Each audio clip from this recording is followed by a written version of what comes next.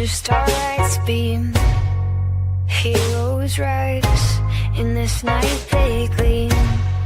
Pages turn and as fate intertwines. Saturday night, it rewinds. Spinning tales, broken mind in our city's electric light. It's dark, heroes fight, every moment feels so right. Welcome to that weekend thrill, where stories fashion dreams at will. In this world we take a flight, Saturday night special guide in the night. Heroes unite, comics and anime, and bring new light. Journey through panels and vibrant screens. Welcome. It's Saturday night, which means it's time for Saturday Night Special, the 6th best show on Renovision. With comments such as, for the love of God, let your friend stay where he's at. SNS, and that channel is a rest area toilet bowl, and you don't need any more stinking up the best comic YouTube show going. And this is an absolute terrible watch. Such douche chills. How about we check in with Jedi Johnson and see if he thinks the boys are ready to start the show? But I still think we're more prepared than SNS, even with the rush we did on the show. Well, shit, I hope you boys are ready to bring the mayhem, because an all-new episode of Saturday Night Special starts in 3, 2, 1.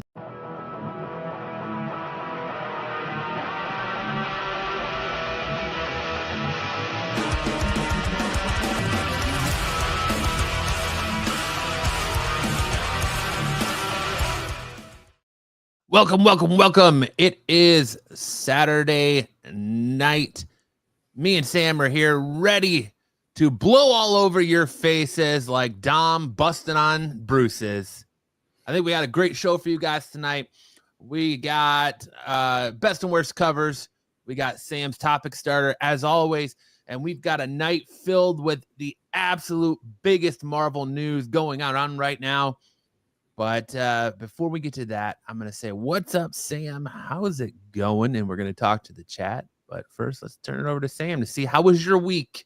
Oh, man, I had like the most stressful week. I had to turn in this huge project for a court case. Huge. That I've been dreading, because it's like, it's about the client, and I'm like, I don't have all the answers here. I don't have all the answers. So I have to kind of put together pieces of things that make it work. At the same time, trying to get ready for my championship flag football game this morning. So I had to stay at work late yesterday and then get up early this morning, get ready for the football game. And it was just like super stressful. I was like getting anxiety attack. I was like, oh my gosh, am I going to have a heart attack? And then as soon as the game was over, it was like, like it's like somebody let all the pressure out. And I was like, oh yes, now I can chill again. So week was really stressful, but right now I feel very zen, feeling very chill, feeling very good. Very douche chill. Very douchey chill. Yeah. All right. I can see that your Lord and Savior Donald Trump was giving people the business yesterday. Oh man, so there's such a wide range of opinions on this, and to me, like, this is what he promised to do. So for me, the thing that I've been really frustrated with this week with the administration is the Epstein files and the total nothing burger that was released this week of flight logs that we already had, names we already had, redacted info that's already been made public, and then the kind of the finger pointing between Pam Bondi and Kash Patel. Kash Patel is like, hey, I get it. We want to get him too, and we'll do it. So give us a minute. But it just was really dumb the way they did it. And I wish they had done it better. As far as the Zelensky meeting, that was freaking awesome. I thought that was pretty great, because Zelensky rolled in there. I mean, it kind of boils down to a misunderstanding. of Cultural differences, language no. barriers. So it's a misunderstanding as to what diplomacy they were talking about. Diplomacy. Zelensky asked a question of JD Vance. He says, "What diplomacy are you talking about? Because we have made deals with Russia before that they haven't honored." And then JD Vance is like, "Look, you are our partner. You're going to have to trust us and sign this agreement so that we can continue as partners. Signing this agreement regarding the minerals, the mineral rights, is part of what locks us in so that Russia has to listen, so that Russia has to be a part of it." And instead, he wanted to have this. Zelensky asked for that press conference. It was supposed to be a private meeting and then a lunch, and they were going to discuss everything off camera. But Zelensky asked for the press conference because he wanted to not sign the mineral right agreement. So, this is called the sausage being made. This is how the sausage is made. There's disputes, and usually we don't get to see them. And it is democracy can be ugly. Nations negotiating with nations can be ugly. At the heart of it, it's just people, and I fight with people all the time at my job. Lawyers have to fight all the time. So it's like, what do you expect a negotiation to look like? Do you think the parties are just going to sit down and everyone's just going to, yeah, Captain, the bank is closed, bucko. Yeah, you think the parties just are very, respectful of each other? No. Zelensky hates Putin. Putin doesn't respect Zelensky. Trump's trying to bridge the gap between these two parties that are really, a lot of animosity between them. I don't know what you expect. Do you think it's going to be smooth? Do you think it's going to be easy? No, there's going to be a lot of. Plus, there's a language barrier, right? That he's like, I'm not here to play cards. I don't know why you keep bringing up cards. Why you keep talking about cards? And so, yeah, it's messy. I want to know what song was playing in Trump's head as he was sitting there as those two were going at it before Zelensky was just like, "Oh, war, everyone's got, everyone's responsible for war." And then Trump was like, whoa, don't you tell us what we're going to. It was crazy. He's probably thinking, dun, dun, dun, dun, dun, dun, dun, dun, dun, dun. He was going to go Ultra Instinct. Yeah. I got that. Yeah, it's messy. It's messy, and I think a lot of times we get this impression. I know when I was in law school, I had this impression that there was this capital L law, and it was sacred and needed to be respected. And now that I've been practicing law for a long time, I realize that law is driven by people and financial who have financial motivations to pass the laws that they pass. I worked in an industry that is really unpleasant to work in. HOAs are really unpleasant to work in. You learned there's only one type of law, and it is life law. Attorney at life law. It's just about process, right? So what makes law, the real law, different from life law is that there's somebody with a gun at the end of it. Whoa, you're saying you're going to do what we say. Eventually, you got to do what we say because otherwise we'll kill you. How dare you say life law isn't real? It is real. It is. But there's usually not somebody with a gun to tell you have to do something. Fair enough. Well, before we get into Sam's show starter and gets this bad boy kicked off tonight, what do you say we say what's up to the chat? What's up, GT, who's here as always with a wave and thumbs up. Then he reverses it with a thumbs up and wave. Tommy Longbox says, can I get a beer with a side order of douche chills? You can always get. And Sam said, would you like fries with that? You can always get douche chills here. TK says, what's up? What's up, TK? Ed says, hello. Can't wait for Sam's segments tonight. Tyson says, I'm embarrassed as a proud American. Dave's collection says, Captain, the bank is closed, buckle. This is exactly what the American people need to see. Tyson says, Putin is trash and needs to be taken out. How many floods and fires can the How many floods and fires we had in Ukraine was nowhere in sight. Yeah. It's been a long day. But what's up, Buffy? Buffy says that's like asking a homeless person for $1. Yeah. It's the other way around. Should be the other way around. What a day. What a day. But, you know, we could talk politics or we could talk the show starter. Let's not. Yeah, let's talk the show starter. What do you got for us this week, Sam? So I have started following this really hilarious, I think it's called streambet.tv. And they are showing these like really obscure competitions. Most of them are from German TV, but they have things like the sign spinning championship in Atlanta, Georgia, where you can go on their betting site and place a wager on who's going to win the sign spinning championship. The photograph in the middle is the door jam propping yourself up competition championship. And you can place a wager about that. And then on the far right, you have cans on a treadmill and which team of cans, whether it's tuna cans or Coke Zero, which one of them is going to last longer on the treadmill. And all of this makes me think about two things. One, what is the thing that you would compete in where you think sitting down contest? You think you could beat anybody in the whole world at that thing.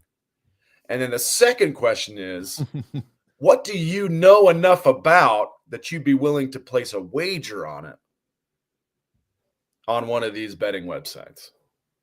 So let's start with the first one. What is the thing that you would win at, you'd beat anybody at? Like we have the door jam guys. You know, you're the best at door jam wedging. What's the thing you're the best at, Matt? Sitting on my ass. Sitting on your ass. Yeah. Oh. I can out-sit anyone. I would say napping, but can't do that much anymore. You know, I think it'd probably be really gross, but probably how far I could flick a booger. I think I could probably beat anybody at flicking boogers. Until there's just one deep south redneck hillbilly comes out and just snot rockets like 30 feet or a mile, just really just lets it go. Buffy says competitive drooling. Competitive drooling. What are you drooling? What is causing you to salivate, Buffy? How do you get your juices flowing for that competition? You know, one of the other things that kind of gets my imagination going is that they'll do clips. They'll edit clips from the slap fights. You guys have seen slap fights. UFC started doing the slap championship. Oh yeah. But they edit the photos so that after somebody gets hit, their head will spin around or their face gets misformed. Or the one like where the woman goes into it and she looks Asian, and then when she gets smacked, she's smacks the Asian out of her. Yeah. Yeah. She's white once she gets smacked. Yeah. So what are the things that get you drooling, Buffy? You got to put that in the chat. Yeah, I don't really know, man. I don't know what I could do. I saw a competition and my dodgeball buddy and I were going to reproduce it here in the United States, but in Japan, they have the zone out championships where you have to sit without minimal movement. You can't lay down, you have to sit. This is talking about you at the sitting down championships, but they call it zoning out. You cannot check your phone. You cannot fall asleep. You can't talk. And you can't really do anything productive. You just have to sit there. And whoever sits there the longest without doing any of those things is the championship of the zone out contest. How long do you think you'd last doing a zone out? Not on the toilet. As I say, if it's on the toilet, I really don't know, man. Like I've got really bad ADD, so like my mind's always going, and I've always got to be doing something. So I don't know how long I could just sit there and zone out.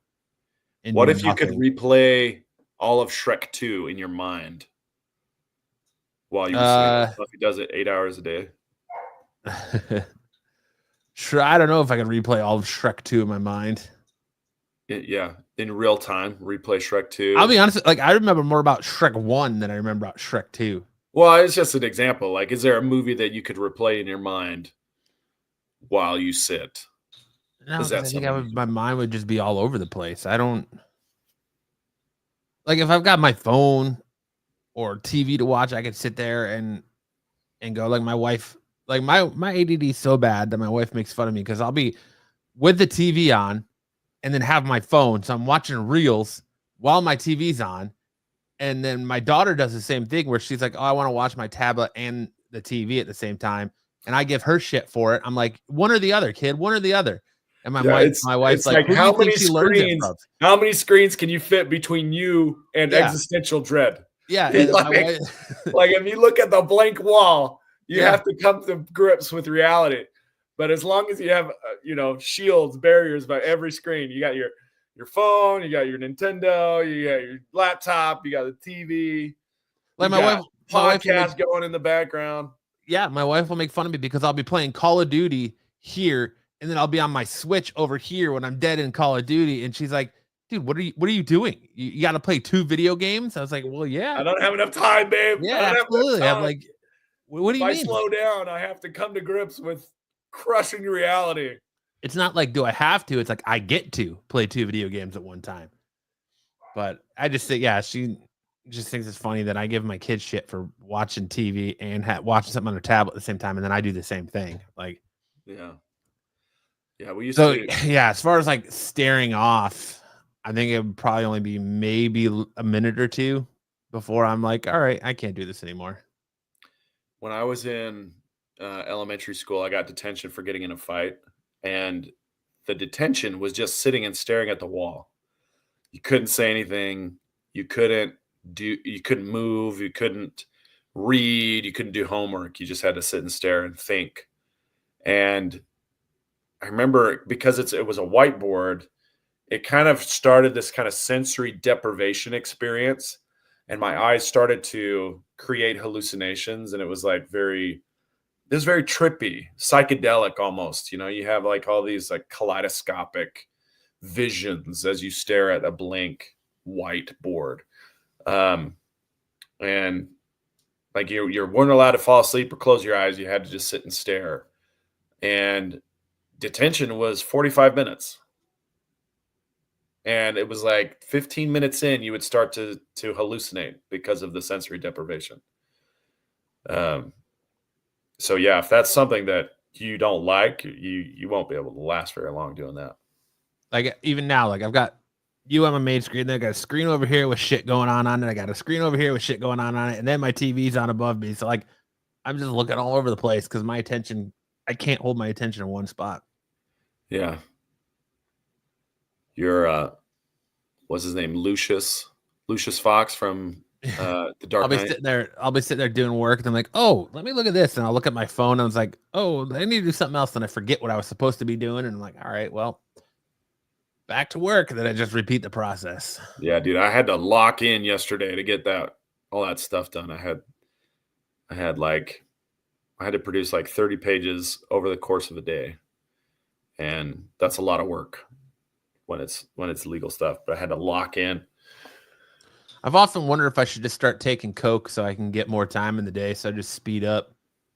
Just find that, things. Yeah, there are actually drugs that will enhance your focus and enhance your ability to process time. Ritalin. Joe Rogan pushes most of them. Yeah. Alpha brain. Cocaine. I'm not sure that cocaine slows down your perception of time. I think it speeds it up. So that's what I'm saying. Like it'll make me go faster, so I don't have to sit and Adderall. That's the one. Yeah. Thanks. Well, I used to take Adderall, but it kind of made me a zombie. So I was like, I don't want to be pharmaceutically enhanced unless I'm getting jacked. But what else? Isn't meth available in Phoenix? It certainly isn't. Yes, it is. It is rampant here. It is rampant here. We've got that grade A top shelf, make you want to smack your mother and grandmother meth.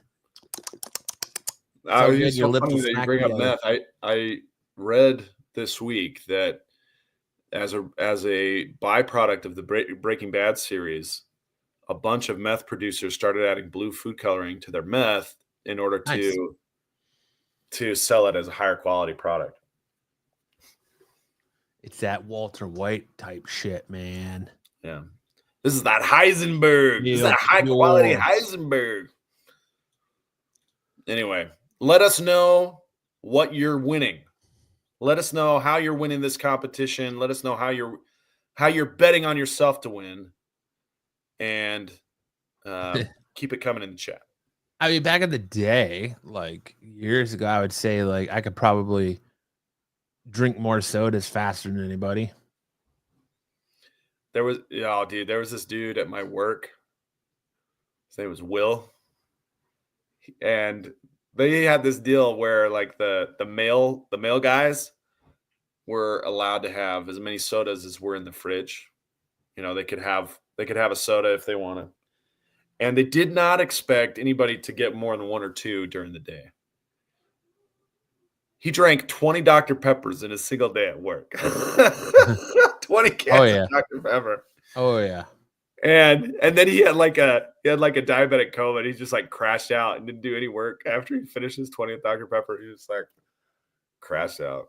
So he got fired for drinking all the Dr. Pepper. He got fired for drinking all the Dr. Pepper? Yeah. Oh, dude. You go in your next job interview. So we see you worked X, Y, and Z for X amount of years. Why did you leave? Got fired for drinking too many Dr. Peppers. That's like some shit straight out of Forrest Gump. That's so funny. Yeah, I could probably, back in the day, about a few months ago, I could probably pound. If I went out to dinner, I could probably pound about 6 Dr. Pepper before my food even came. Just suck them right down. Man, that's a lot of Dr. Pepper. Yeah. Do you pee a lot too? Yeah. I'm like a camel, bro. Checked lately? I'm just like sound like me before I got diagnosed. No, before I started losing weight, I was pre-diabetic, but I haven't had a soda in 6 months. So all I drink is coffee, water, and tea now. That's it. Oh, how do you ever get some of that alkaline water? Yeah. That stuff's good. I'll drink like zero Gatorade packets in my water and stuff like that to give it a little flavor, because I hate water, but I don't know. I always say I have a refined taste in water because I could tell when water sucks. Like Arrowhead water sucks ass. I think anybody who can drink Arrowhead water and say it's good is probably a borderline psychopath. Let's just tap. You could. It tastes like dirt. Like whatever the minerals they add to it, it tastes like dirt. It tastes like you're drinking dirt water. So I can't do it. Like, can't do it. And Aquafina, I feel like you can taste the microplastics in that shit. If it sits in the bottle too long. Aquafina or Dasani. Those are pedestrian. Yep. Water tastes better out of a glass bottle than it does a plastic bottle. For sure. I won't go near tap water anymore. I feel like well water, back when I lived in Michigan, well water was the best. Straight out the ground, cold, pure Michigan water, baby. Best water I ever had. And then we gotta move on to the news. But the best water I ever had, we had to do a 13-mile hike into the Grand Canyon at a place called Havasupai Falls. And they have natural spring water that shoots right out of the rock face into just kind of a trough, but you can put your water bottle up to it and it comes out cold and it tastes really good. Just scoop it right out of the trough, huh? No. It's like it's spout. It's like just a natural spout out of the mountain, and it just filters through the rock. And it's clean. It's pure. It's beautiful. It's cold. It's really good. It's delicious. But it's a big hike. It's a big hike to get there. Yeah, but I don't know. What about you? You said flick a booger, huh? Yeah, I can flick a booger probably better than anybody. I wish I could say I could do that. I mean, I can hawk a loogie pretty far, but it's not like impressive. Oh yeah, I think there's a lot of people who could probably hawk a loogie further than me. Luke says, I feel quite confident that I could make it as a professional motorboater. Luke, you know what? I'd like to see that. I would like to see that. I think you could do it. We'll have Sticks put on some fake breasts and just let Luke go to town. I can throw playing cards. I could throw playing cards, so bullshit, Sam. You don't believe me on the boogers? With a nose like this? Grew up drinking well water, had to stop a couple of times because the arsenic levels got too high. Yeah, there are some minerals. I had to put some hair on your balls.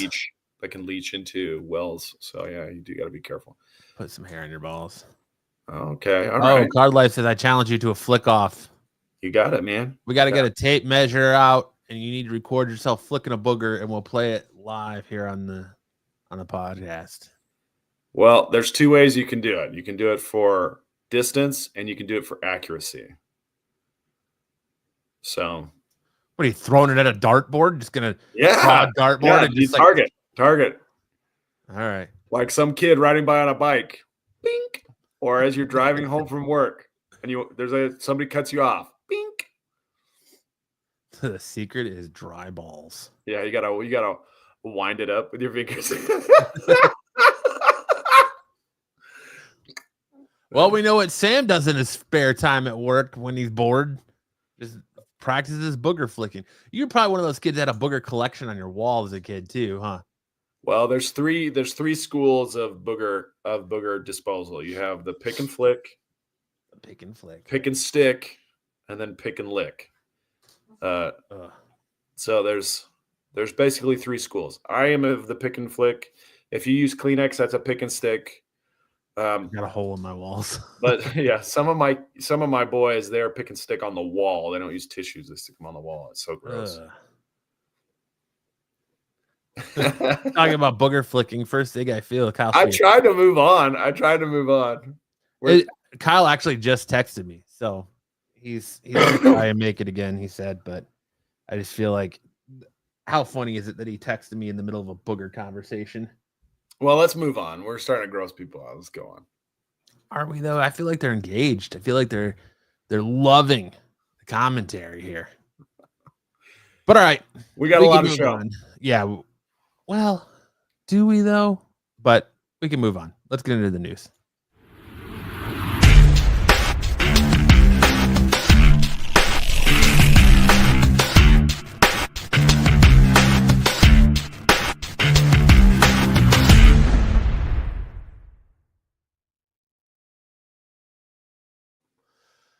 All right. First off, before we get into the news, as a precursor here, we have a lot of Marvel news to talk about tonight. And there were a lot of Marvel leaks today. I'm sure you guys have probably already seen them if you went on social media anywhere. The images that were leaked have since been taken down most places, but I did save them to talk about them tonight. And one of our stories is about them, but it does not contain the images. So I'm going to leave it up to the chat. If you want, when we get to that story, if you want me to show the images, put a 1 in the chat. If you don't want to be spoiled and you don't want to see the images, put a 2 in the chat. And by the time we get there, when we get ready to get there, the ones we'll see who wins. But it is, I'll tell you, it is spoilers for potentially Fantastic Four, spoilers for Avengers Doomsday and Avengers Civil War. So, nah, Pete's not shaking. All right, kicking us off tonight. Daredevil, Cold Day in Hell. Old man Matt Murdock will make his final stand in Daredevil, Cold Day in Hell comic books. This April, Charles Soule and Steve McNiven reunite for Daredevil Cold Day in Hell, a prestige 3-issue limited series. Soul's acclaimed 2015 Daredevil run heavily influenced Marvel Television's upcoming series Daredevil Reborn or Daredevil Born Again, and McNiven's monumental work on Old Man Logan made it one of Wolverine's most powerful stories. Now they team up, forever changing how we look at the man without fear. Set in a grim future, Daredevil Cold Day in Hell introduces a grizzled, old, and virtually powerless Matt Murdock, no longer operating as a superhero. Matt still finds ways to help others in a world more unjust than ever. However, when a catastrophe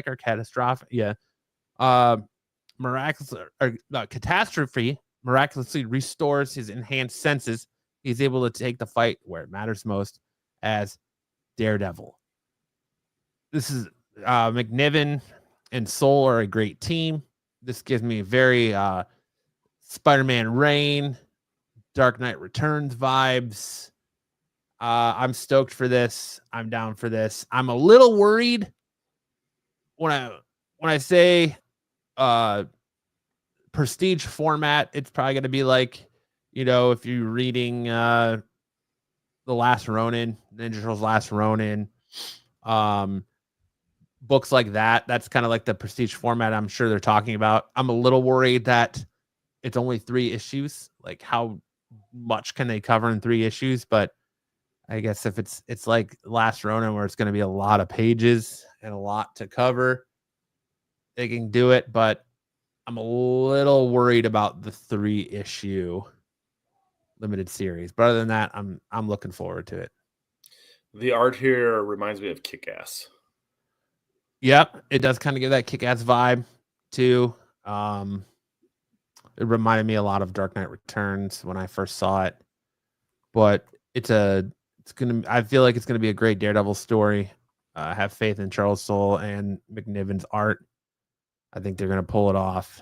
Like I said, it just kind of worries me about the 3 issues. Yeah, let's get to Sam's segment. I'm just dying to hear it. Why is he covered in boogers? Yeah, I think it just his shredded clothes look like boogers on the inside. He's had a rough day. Marvel's Brad Winderbaum on rumor that Avengers Secret Wars will reboot the MCU. Though there's never been anything too solid behind these claims, several online scoopers have reported that Marvel Studios' Avengers Secret Wars, and to a lesser extent Doomsday, will serve as a soft reboot for the Marvel Cinematic Universe. With everything going on in the multiverse and the amount of potential paths to bringing characters from various alternate universes together presents, it wouldn't be outside the realm of possibility if the studio did decide to retcon certain elements of the shared world while building towards a fresh start for the long-running film and TV franchise. Marvel's Brad Winderbaum asked about the possibilities of an MCU reboot post-Secret Wars during an interview with Screen Off Script. He said, "You can't really fully reboot anything. It's a very difficult thing to do to a living, breathing, functional universe to just start from scratch because all the fans' investment and love for the stories that have come so far. It's worth repeating that nobody ever said a full reboot was on the cards, with Winderbaum's response to a question about a soft reboot would probably have been leaning more towards interesting. That said, as the exec himself makes clear, he's involved with the television and streaming side of MCU, so Kevin Feige would really be the one to ask, not that anyone would get a straight answer. So I ask you, Sam, the movie mechanic, do you think Avengers Secret Wars is going to soft reboot the MCU, and do you think it's a good idea? Well, the problem the MCU has right now is that they've used their best character, well, not even their best character, but they've used a lot of great characters and great storylines, and now things kind of are feeling, backbench, dumbed down. They're getting repetitive. The stories aren't high quality, or maybe the writers aren't high quality. And the question is it the right time to start over with the stuff that did sell, the stuff that did well, with a younger audience, and try and bank on stories that they know have succeeded already. And I don't think it's a bad idea.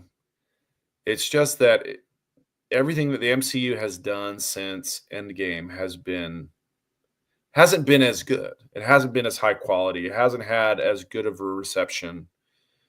A really great example is the Black Panther 2.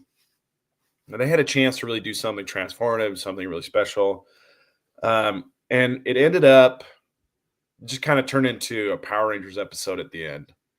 And it was a little weak on that relaunch. That's an example of a relaunch, right? Because they lost Chadwick Boseman and they had to find somebody else to fill that role. And that would have been a good chance to do something new, do something special. And I feel like they fumbled that.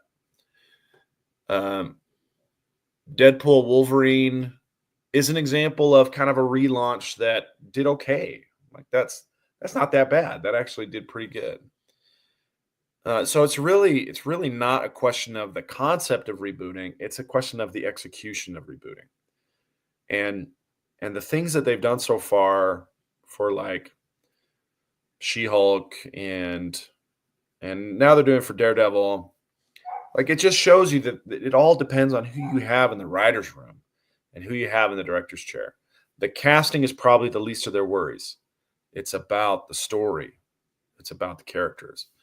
And that's the part that they've just really kind of fumbled for the last 7 years, 6 or 7 years. So hopefully, if they're going to do a soft reboot, Secret Wars, Fantastic Four look like they're going to be leading in that direction of kind of doing a soft reboot, bringing in the X-Men. I mean, it's really tough to just say, hey, this is the MCU. Now there's X-Men. In fact, they've been here this whole time. Without doing some sort of change to the way this universe works. And it's got to be something more than just, we just didn't know they were there. We just didn't know they were there. So they're the multiverse stuff, the Secret Wars, some time travel stuff, all of that can come into it. But again, it's just going to come down to execution. And they have shown the ability to execute strong, but they've also shown more ability lately to fumble these things. So I'm not super hopeful, but I do have probably a 20% hope that they'll pull it off. See, I think it's going to be explained that the mutants are always here, and the mutant gene was already here, and it lay dormant until we got the multiple snaps from, not Secret Wars, but Infinity Wars and Endgame. And once we got those snaps and the cosmic energy awoken that dormant mutant gene and gave us mutants. I think as far as this goes, the soft reboot is like, yeah, we're going to move on towards X-Men after Secret Wars. That's clear. But it's more so like, do they recast? So we have a brand new Steve Rogers, a brand new actor come in to play Steve Rogers, a brand new actor come in to play Black Widow, or actress to come and play Black Widow, or a new Iron Man. Like, do we reset the MCU with the characters we love, but a soft reboot with a different actor playing them? Like I said, I think that matters a lot less than the stories they're trying to tell. Because they have directors and writers that are going to respect the canon. Sure, but they have done recastings already. Like James Rhodes, Colonel Rhodes, Rhodey. He was recast between one movie to the next. Yeah, Iron Man 1 to 2. And all they did was say, "It's me. I'm here. Let's move on." That's all they did, and everyone was like, "Okay, cool, let's do it." But I feel like Rhodey isn't exactly a character that people are gonna care that much about that change. And you're going to Don Cheadle, who's a great actor, so I think that one is okay. But like, if they would come out of the woodwork all of a sudden and like, we're recasting Tony Stark, I think people would care more about that, unless it's Tom Cruise, which everyone's been clamoring for since he was supposed to be the original Iron Man. But Robert Downey Jr. did a fantastic job. But now, like, you got people in Captain America: Brave New World complaining that Sam Wilson's Cap when they want Chris Evans back. as Cap. Chris Evans will always be my Cap. So I feel like it's going to be a hard pill to swallow to soft reboot. If they soft reboot to where they're no longer going to focus on the Avengers and it's just going to be X-Men driven stuff for a while, that's fine. But I think soft rebooting and recasting, I think people will have a bigger issue with that than you think. Yeah, I don't know. I don't think so. I think people just understand that that's life. Actors get old. They can't always do steroids to get into shape. They can't always just They got wear AI, the man. tights. You know, they've got limits. There's limits to human performance, and so unless they were actual superheroes, they'd have to hang it up eventually. So it is what it TK is. says it's too soon to recast and reboot. You think so? The MCU's been going for Almost 20 years. almost 20 years. Yeah. Have him take the Cap juice in the story. Well, that's what I'm saying. Unless you have the super soldier serum that you can actually give Chris Evans to keep him in shape consistently for the rest of eternity, which we don't have that. Somebody else is going to have to put on the costume eventually. You know, we've had a bunch of Supermen, we've got a bunch of Spider-Men, we had a bunch of Batman, and everyone just kind of understands. You know, this is the way we have to do it. We gotta have somebody else do the job. Yeah, but but James Bond, you know, look at James Bond. There's been tons of James Bonds. yeah, but the James Bond's kind of like that. They're all self-contained.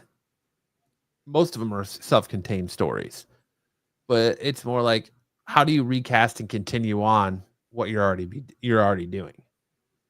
Like, unless Secret Wars and Battle World comes in and like it changes the landscape of everything, where now we're reset, starting in a different timeline, starting in a different area, you know, sector with these different characters. I think that makes sense, but I think safe play would be to continue on and just change course. Like, stop focusing on the Avengers, stop focusing on Captain America, and focus more on the X-Men or Fantastic Four or other characters, and go along that way. Let the OGs go.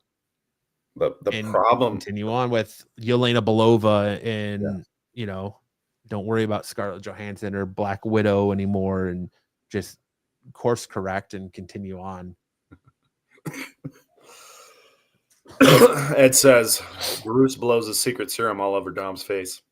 I think it's the other way around. I think Dom's the one that wants to blow his special sauce all over Bruce's face. So the issue with that is you have an in-universe issue, which is, if the Avengers are still there, why wouldn't they be involved in these events? And so it's just think about how you felt when you found out Heath Ledger had been cast as Joker. Not after you saw his performance, but yeah, it was a head scratcher. I mean, he was cast. You can even go so far as more recently, like what's his name? Robert Pattinson as Batman. Right. Oh, I know. Everybody questioned the Twilight guy. Yeah. You know, Brokeback Mountain guy. Come on. And then they do the job, and they Carly said, we're gonna have a gay cowboy Joker. I ate those words. Yeah, we all did. I remember Kyle, my Batman doesn't sparkle. And he killed it. And he did. He did a great job. So it seems implausible until they just actually do it. And then you're like, oh, that actually works. That actually works pretty well. And Marvel has had to reboot other properties, right? That's why we have 3 Spider-Men. That's the Marvel Sony collab, but it doesn't mean that Marvel can't do the same thing. So if they're gonna keep making money, there will be reboots eventually. But I'm just hoping that the stories that they choose to tell and the writers that they put these stories in the care of do the job well. and don't just phone it in, because honestly, the writers since 2019 have been pretty lackluster, in my opinion. Carlisle said they recast Hulk pretty okay. Agreed. I don't know. I would still would like to see what Edward Norton would have been able to do with that character in the MCU, with interacting with everyone else. But Mark Ruffalo is a very good second choice. Up until they made Hulk banner stuff in Endgame, was like, meh, okay. But I would have loved to see Edward Norton get a little bit more shine than he did. Although I still think Terrence Howard should have got a little bit more shine as Rhodes. He's still 10 years later. He's still left out there saying next time, baby. Yeah. Last online 10 years ago. No next time, baby, for you. But moving on. X-Men 97 Season 2 confirmed to premiere next year. Late last year, a rumor did the rounds that the highly anticipated second season of X-Men 97 wouldn't premiere until 2026. With the lengthy wait has now been confirmed by Marvel's Brad Winderbaum. Season 2 of X-Men 97 is going to be in 2026. We're working on it now. Winderbaum tells a Collider, it's exciting. That world of the 90s is just, honestly, I can't believe they let me make it. I grew up at Marvel. As you know, clocked a lot of time here, and I feel like I used a lot of currency to revive this thing that I love watching after school. So the fact that we get to play in this universe with those actors is honestly why I went into the business in the first place. Although the recent Disney Plus show served as a revival of the animated series that aired 25 years ago, the decision was made to keep the action rooted firmly in the original era. But with season 2 already confirmed and reports that Marvel Studios fully intends to keep the show going for as long as possible. This poster's out of date, though. It is. But, hey, man, I'm all for keeping X-Men 97 going. I hope the success of X-Men 97 leads us to a Spider-Man 97 reboot, even though we got Friendly Neighborhood Spider-Man, and it was fantastic. I'd love to see a reboot with the original actors of the original Spider-Man animated series. But X-Men 97 was great, and, if they want to keep it going until it runs its course, go for it. I say go for it. Because I'm here for it, and I'm sure a lot of people are too. So, good on you, Marvel, for doing that. Give me more X-Men 97. Did you watch this, Sam? No, I don't watch anything on Disney Plus. Damn. Not even going to watch Daredevil Born Again? Nope. I got burned after She-Hulk. Sam's boycotting Disney Plus, huh? Me no Disney Plus. Well, it's just like, what am I paying for? What am I really? Sorry, I had to flick a booger, and I didn't want to underperform while Sam's sitting there and can judge me. Did you flick it for distance or for accuracy? Both. I tried to go for both. The 3-point range. Yep. Kevin Feige is planning to step down as Marvel Studio president. See, they're recasting the Marvel president. Everything's getting recast. There have been calls for Kevin Feige to step down as president of Marvel Studios for years, even at the height of the MCU success and popularity. But even some longtime fans of the franchises have now begun to lose faith in Feige's ability to steer the ship. Feige is still the highest grossing film producer of all time, and the projects he has been involved with have a combined worldwide box office gross of over $31 billion. However, the last few Marvel Studios movies, Deadpool and Wolverine aside, have underperformed while also earning mostly negative reviews from critics. After a solid start for Captain America Brave New World, dropped by 68% in the second week, with $28.3 million from $4 million North American theaters. 4,105. Sorry. Yes. Good night. The movie is now approaching $300 million worldwide on a reported production budget of $180 million, but this is before marketing costs, and some believe the actual budget would be closer to $300 million after extensive reshoots. Even if this information is false, the movie may still struggle to make much of a profit by the end of its run, and this has to be viewed as a disappointing result for the massive success of Deadpool and Wolverine. It's hard to argue with the perception that the MCU simply isn't the world-conquering franchise it once was, and a lot of people believe it's time for Feige to hang it up, spurs and give someone else an opportunity to get things back on track. Just like, Rob Liefeld has been screaming that from the mountaintops the last few weeks. Last night, Feige was named as a possible contender to replace Kathleen Kennedy as president of Lucasfilms. And while we're not sure if this is actually on the cards, analysts believe it will probably end up being Dave Filoni. We're hearing that he is planning to step away from Marvel at some point. Scooper MTTSH is reporting that Feige is indeed set to retire as Marvel Studios president, but it won't be until after X-Men Reboot is released, which means he'll be staying on top of the mound for at least another 2 to 3 years. It's worth noting that MTTSH reported that Kennedy would be stepping down in 2025 last September. Listen, it is true that the MCU has been misses. They've been launching misses other than, and I'm going to throw Deadpool Wolverine in there too. Only because the only reason Deadpool Wolverine works and people are going crazy about it is the cameos. The story's full of holes. The story isn't great. The cameos sell that movie. And the allure of seeing Ryan Reynolds and Hugh Jackman on screen together and all the cameos are really what built that movie and what people went nuts for in that movie. Otherwise, it's another bland adventure into the MCU. And it wasn't even really an MCU movie. What, 5 minutes of it takes place in the current MCU timeline? When he's begging for a job with the Avengers to Happy Hogan? Yeah. I get the call for fresh new blood. Like, if you look at it, some people say WandaVision was a miss. I enjoyed it. Some people say Falcon Winter Soldier was a miss. I enjoyed it. Some people, you go off for big misses. Some people say Miss Marvel was a miss. I enjoyed it. Marvels was a miss. Thor Love and Thunder was a miss. What else we got that it was a miss? The Marvels was a miss. Doctor Strange Multiverse of Madness was a miss.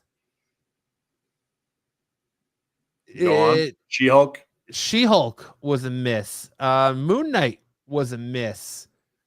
I enjoyed Captain America Captain America Brave New World. I don't know if you saw it or not, Sam. Nope. But a lot of people consider that to be a miss. I enjoyed it. I thought it was fun.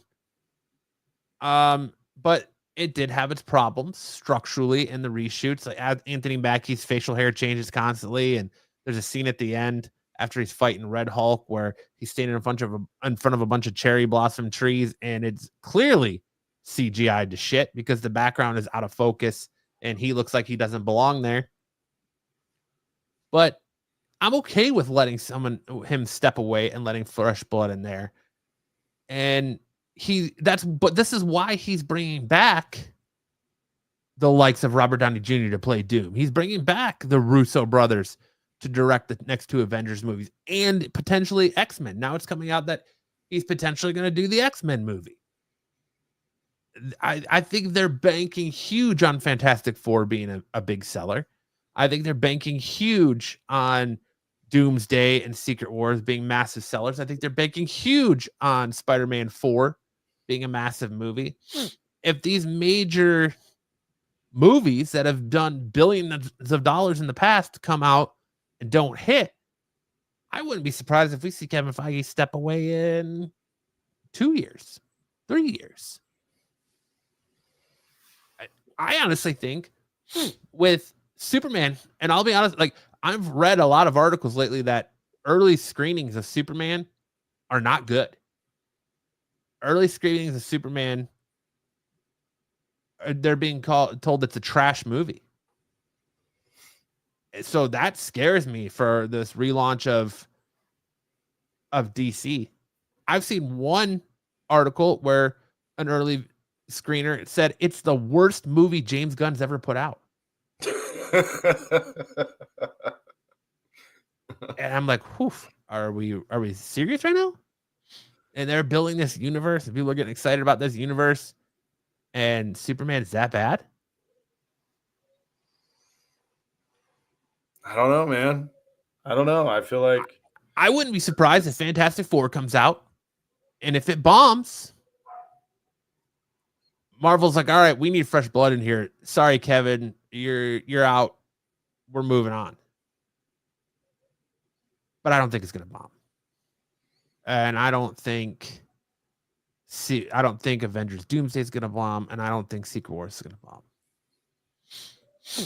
I think they've had so many misses on the Fantastic Four franchise that Marvel's gonna pull out all the stops on this one, and there is no way they're gonna let this one fail.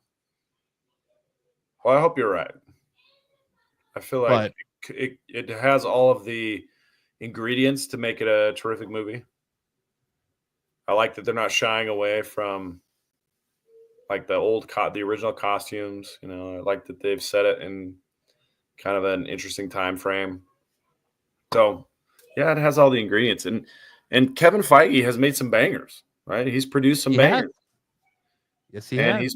he's made a lot of money from Marvel, and that's a great thing, and he should be applauded for that. But you know, even the best coaches get fired. Even coaches that have won Super Bowls get fired. Bill Belichick. When they stop producing the wins, they get let go because the state of the art has moved on. And Disney's not going to keep spending billions of dollars to make a movie and have it not, you know, they're not going to see, you know, in this case, they're not going to spend $300 million on a movie if it's not going to break $1 billion. So that's the nature of the business. What have you done for us lately? Yeah. That is the nature of the business. It happens all the time. And we're coming up on what? Is it? It's almost 20 years of the MCU, huh? Well, Iron Man came out in 2008. But they started filming it in what, 2006 or 2007? I think 2006. So yeah, it's just about 20 years since they started filming Iron Man under the Marvel Studios banner. So I mean, he's had a good run in line. That's a great run. Marvel. That is a great run. And again, I don't lay this all on Kevin's feet. I think he gets a lot of the hate because he's kind of the face of Marvel. Well, he's like the creative director, or you know, the overall creative director. He's saying this is the direction we're going to go. This is where I think we're going to put our money. He's the money guy.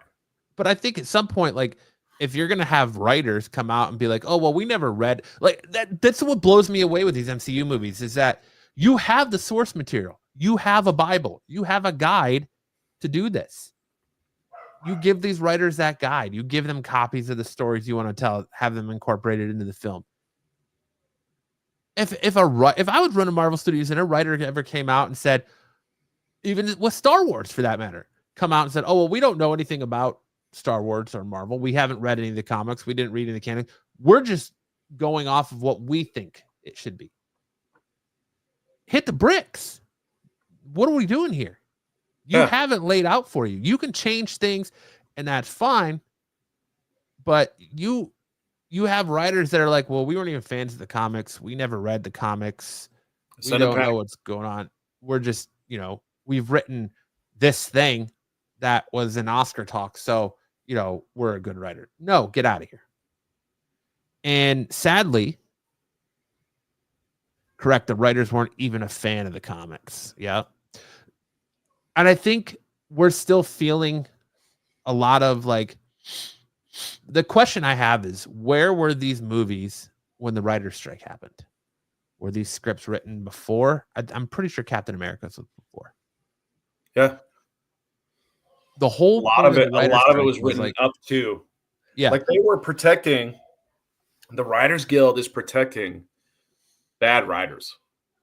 They pay their dues and they get on these jobs because of a friend of a friend. And then they write crap. They write absolute terrible bull crap. And they get protected. And it just doesn't do it for us, you know? These are all writing issues. These are all story issues. They don't have to tell the stories this way. Could this be where AI comes in? I don't think AI is quite there. I mean, there is still There's still kind of an unpredictable human element. But yeah, AI could fix a lot of story issues, but they have to be very clever. They have to be very clever. Writers have to be very clever and write shows that we want to see. And the writers that we're getting are not clever at all. They're not even remotely clever. They're just like banging you over the head with the things that they think you ought to feel instead of telling you a terrific story that makes you feel things. Jeffrey Miller says, even for directors, when they were given full control of the movies, Wonder Woman and Joker, they bombed. Joker 1 was good. It's a fantastic movie. Joker 2 is a protest. Yeah. Joker 2 is a protest against sequelization of terrific movies. It's the same thing that happened with Matrix Resurrections, where the writers, creators, directors didn't want to make that movie, but because the studio insists on making money, they felt, or they were contractually obligated to go in there and make the movie and make it so bad that the studio didn't want to invest in that property ever again and just let it stand as is. And that's what I think that happened with Joker 2. Same thing with Matrix 4. So sometimes these guys, they get stuck. And if you look at what Joker 2 is, it's Todd Phillips basically saying, hey, this is all the stuff that happened in the first Joker movie. Remember how great that was? We're just gonna talk about it. And then we'll sing a ridiculous song about it. And this is me telling you, I don't want to do this anymore. Stop making sequels of my terrific movies. Yeah, 100%. It was.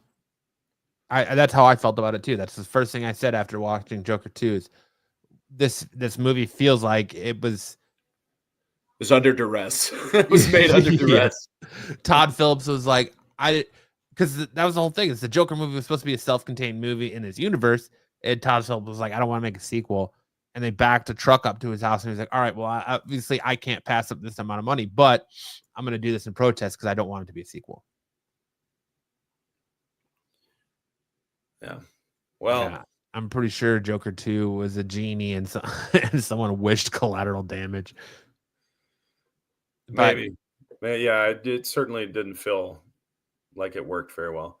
But, as far as Kevin Feige goes, his chances are running out. He's running out of money to burn. Disney's money isn't endless. They'd like it to be, but it isn't. And they can only sustain so many shareholder losses before they're going to have to cut him loose. Sadly, I feel that is accurate. But he, like I said, Fantastic Four and all that potentially can turn it around. All right. Here's where we get into the leaks. I've got a little bleep of it here, but again, throw one in the chat if you want to see the leaks, 2 if you don't. I don't want to spoil it for anybody who doesn't want to be spoiled, but we do have massive leaked images that were released today. Avengers Doomsday leaks concept art. Everything it reveals, from Fantastic Four's fate to Emperor Doom. Earlier today, concept art from Avengers Doomsday leaked online. Someone is going to be in major trouble for this blunder, especially as it comes from an artist. I won't name the name to shame them here, who has worked on several MCU projects. By now, we're sure you've probably seen these various pieces doing the rounds on social media, but unless you've taken a really close look, you've likely missed some of the bigger reveals. Those include the like of Doctor Strange and Yelena Belova being among Doom's loyal followers, the dire fate of the Fantastic Four, a weird X-Men cameo, and a wild new status quo for Star-Lord and Vision. Jeffrey Miller says, I don't know if I'm even more excited for Thunderbolts than Fantastic Four. Listen, I've read online early screenings of Thunderbolts. They're calling it a banger. They're saying that Thunderbolts is a powerhouse and that Thunderbolts is going to shock and surprise people. And I think it's going to, with the way Thunderbolts is being delivered and people are kind of looking past it. I think it's going to be a sneaky surprise, and Thunderbolts is going to just come out there and potentially blow people away. I really do. But what say you, chat? 1 in the chat if you want to see the spoilers. 2 in the chat if you don't. If you don't, we'll just move on.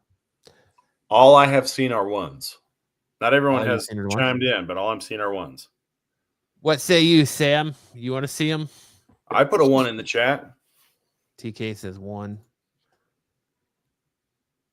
Thunderbolts looks like a fun watch. Yes, it is. Oh, you're Jeffrey getting her Miller ones, says dude. 1. Everyone's Carlos a is 1. 1. All right. We'll roll with it. I don't mind spoilers. Yeah, it all right, let's do it.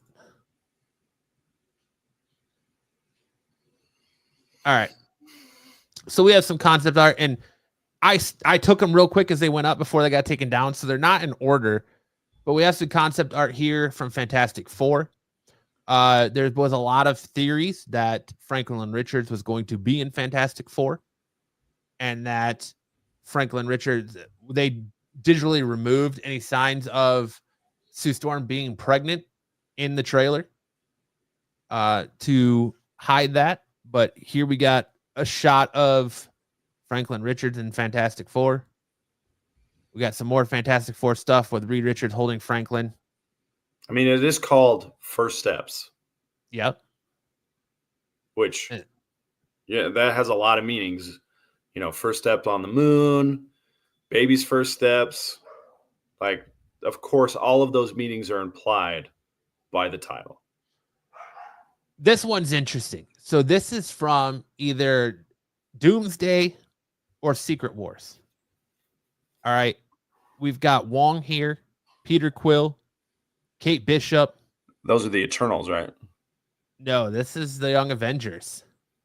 No. Oh, that's Wiccan and That's Wiccan and Speed. Speed. That's Cassie Lang and Kamala Khan. But the Kamala. surprising one is Dupe. All you X-Men fans know Dupe. They've been saying the X-Men are just going to show up and sprinkle them in. And you got Dupe right here in this concept art. So that's a big one. Then we move on and we get what I'm assuming is a shot of Doctor Doom, probably from, I think this is either at the end credit scene of Fantastic Four First Steps. We get the slow pan in of Doom sitting in his throne in Latveria, or this could potentially be at the beginning of Doomsday here. Great shot of Doom. There's the sketch of the last image we just saw.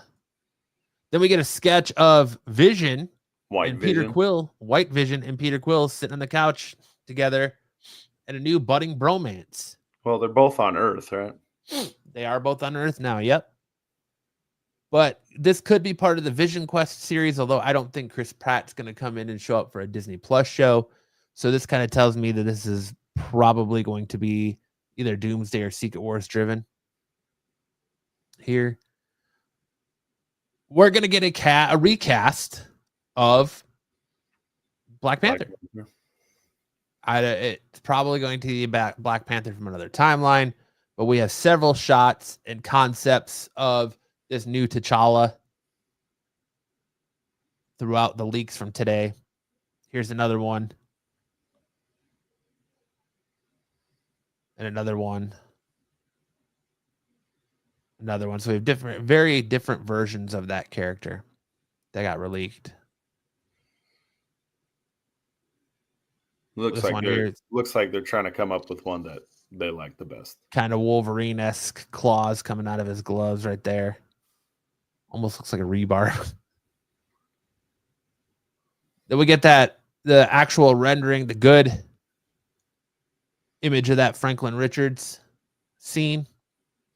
Now, what makes this leak so interesting, too, is that it's not only still frames like this, they have moving images, too, of Sue Storm to kind of show how her powers work. Here's another one of Reed holding Franklin. And I mean, it looks just like out of the trailer we saw. Some different concepts for Herbie. Reed Richards' company. Our first look at Shala Ball, the female Silver Surfer that we know is going to be in this movie, with her interaction with Reed Richards. I think there's a lot of her in the trailer that they digitally removed. This is all of them at that Sunday dinner, 7 o'clock. Remember in the trailer, 7 o'clock every Sunday, we're all here. There they all are enjoying their dinner. Here's one of the images I was talking about where Sue Storm is using her powers. Then we get several concepts of Sue holding Franklin. This one looks like it's right out of the trailer.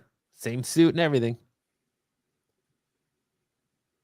More of her using her powers on Franklin as he's in the very Spider-Man-esque pajamas.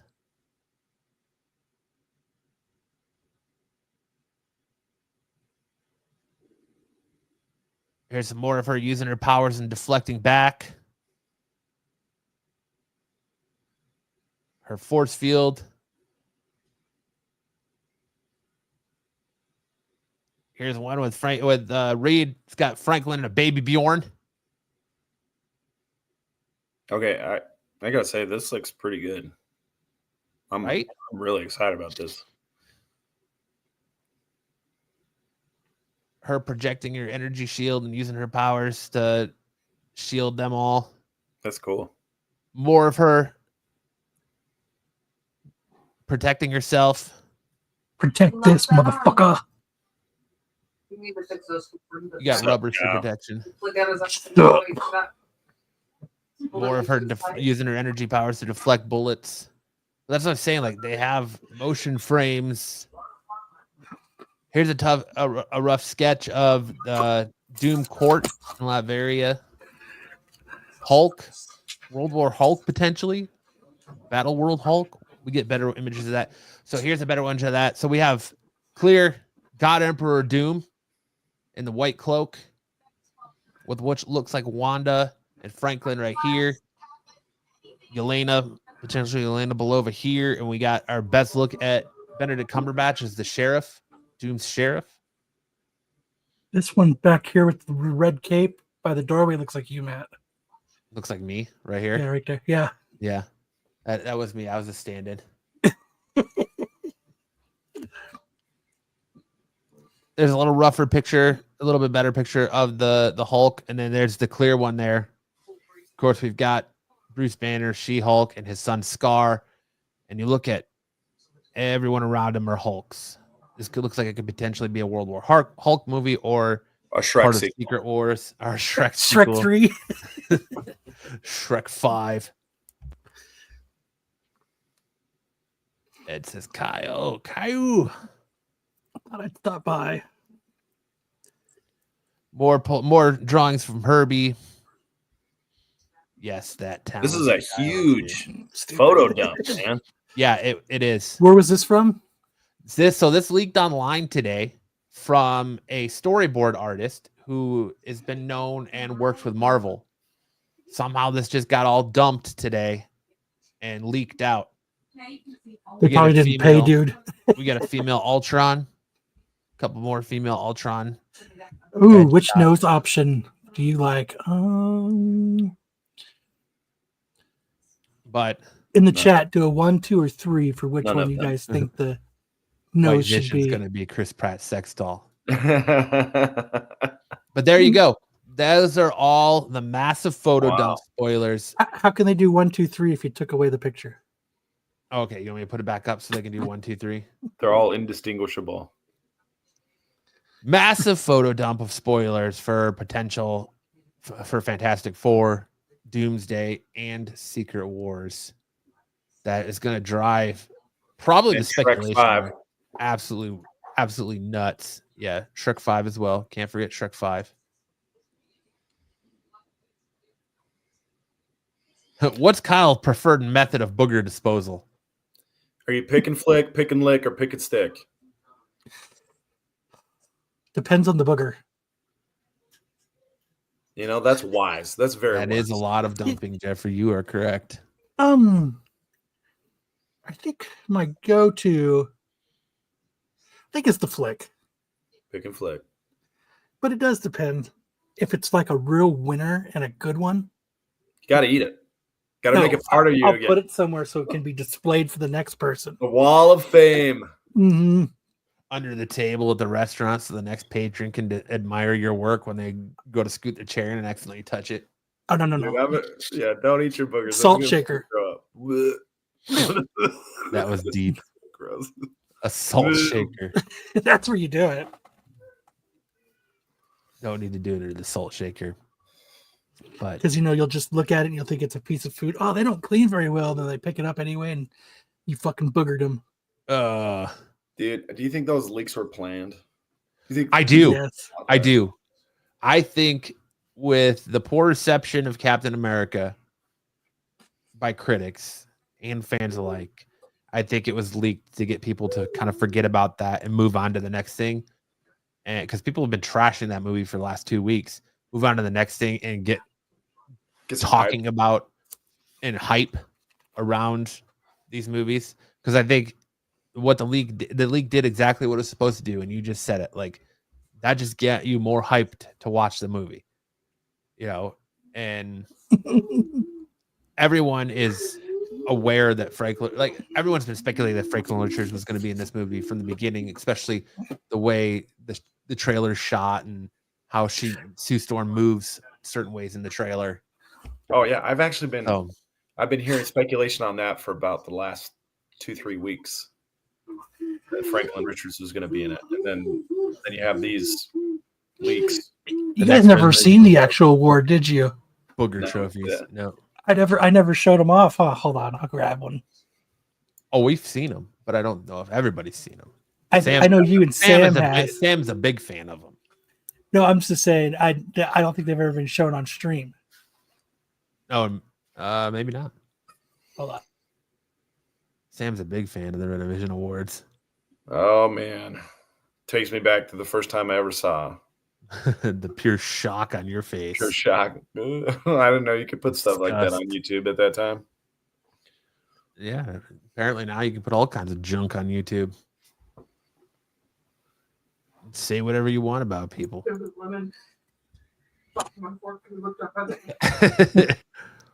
There it is, the Revision Award. Here you go, Cockballsaurus. Here's a pen. Ooh, look at that scale. You like that, huh? That looks like 3D printed. It was 3D printed. Up against us. So there you go. Model. Matt should be just displaying them proudly. I would if I had them, and they'd be sitting right behind me for. Dude, I have all of them. Display of Everything went down, so I never got to send them out. So I have all of them. So if you want a few, you guys are more than welcome to them. Glad you won, Tyson. So if anybody wants an award, I have them. But all right, that's it for news. Now I'm gonna hand it over to Sam for big news and anime. Watch your ears.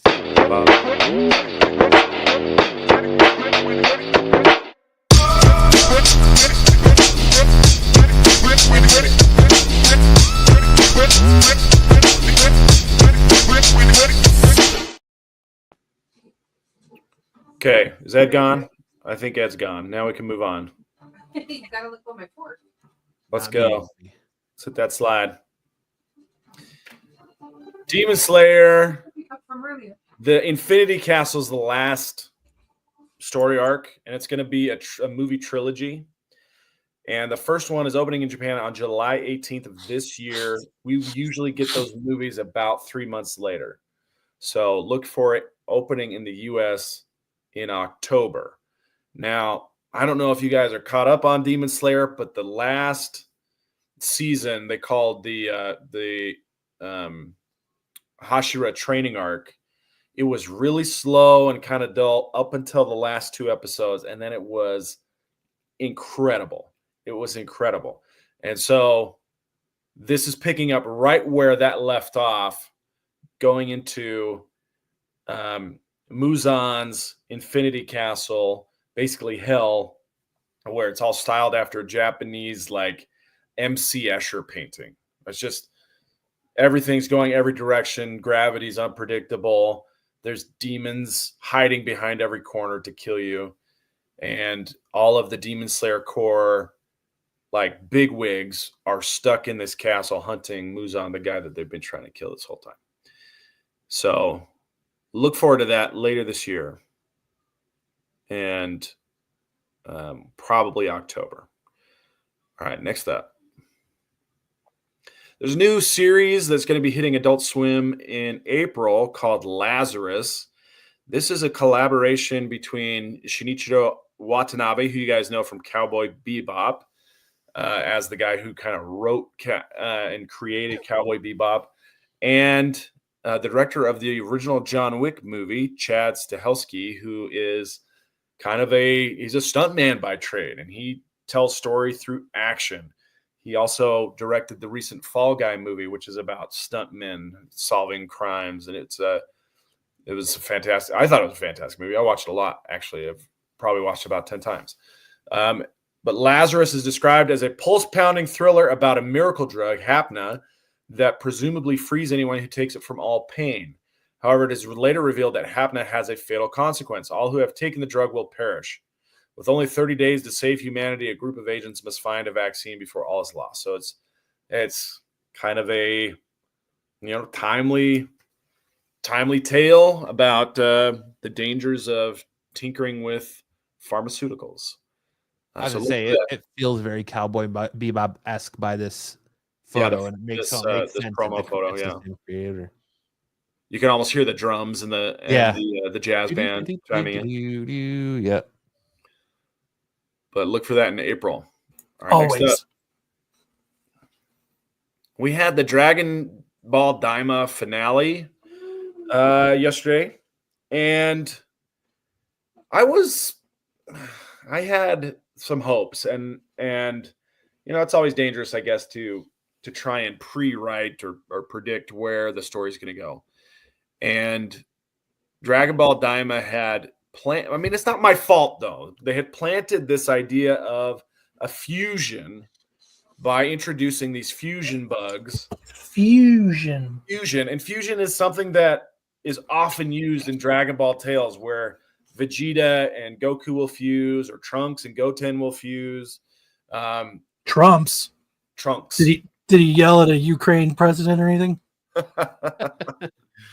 But various characters have fused together.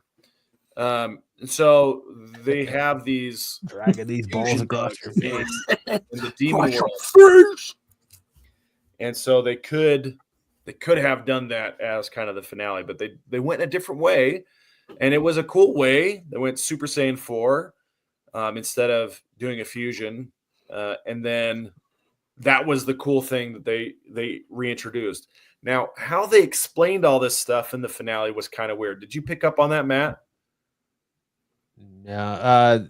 As far as like the bugs, or no. The Super Saiyan 4, where Vegeta says, you're hiding another transformation from me, Goku, or Kakarot. You hid another transformation from me, Kakarot. And he says, I had to train really hard after Buu, as though this was something that he had already achieved, and that the Neva, the Namekian, had just allowed him to convert into during the fight. So they made it seem like he was already able to achieve Super Saiyan 4, which means all of Dragon Ball Super is wrong now, because there's no Super Saiyan 4 in Dragon Ball Super. Yeah, because he would have gone past it fighting Beerus in Battle of Gods, but he doesn't. He only goes to Super Saiyan 3. So they did kind of go back to clean up the Medibugs, or the fusion bug thing, with Bulma basically buying a whole basket of fusion bugs that were mixed in with other bugs that she wanted to use for cosmetic purposes. And that was kind of their way to say, hey, there's going to be more fusions in the future. Just relax. But then they had at the end of Daima. So I don't know what their plans are. Akira Toriyama having passed away, it's really tough to kind of bring him back to rewrite this or write a second season. So I think they're just going to probably leave it as it is and let Toyotaro figure out what he's going to do. And I think the problem that Toyotaro's having now is that Dragon Ball Super now feels like it's been retconned out of relevance. So basically, they're dragging your balls on the face. Not on my face, on Toyotaro's face.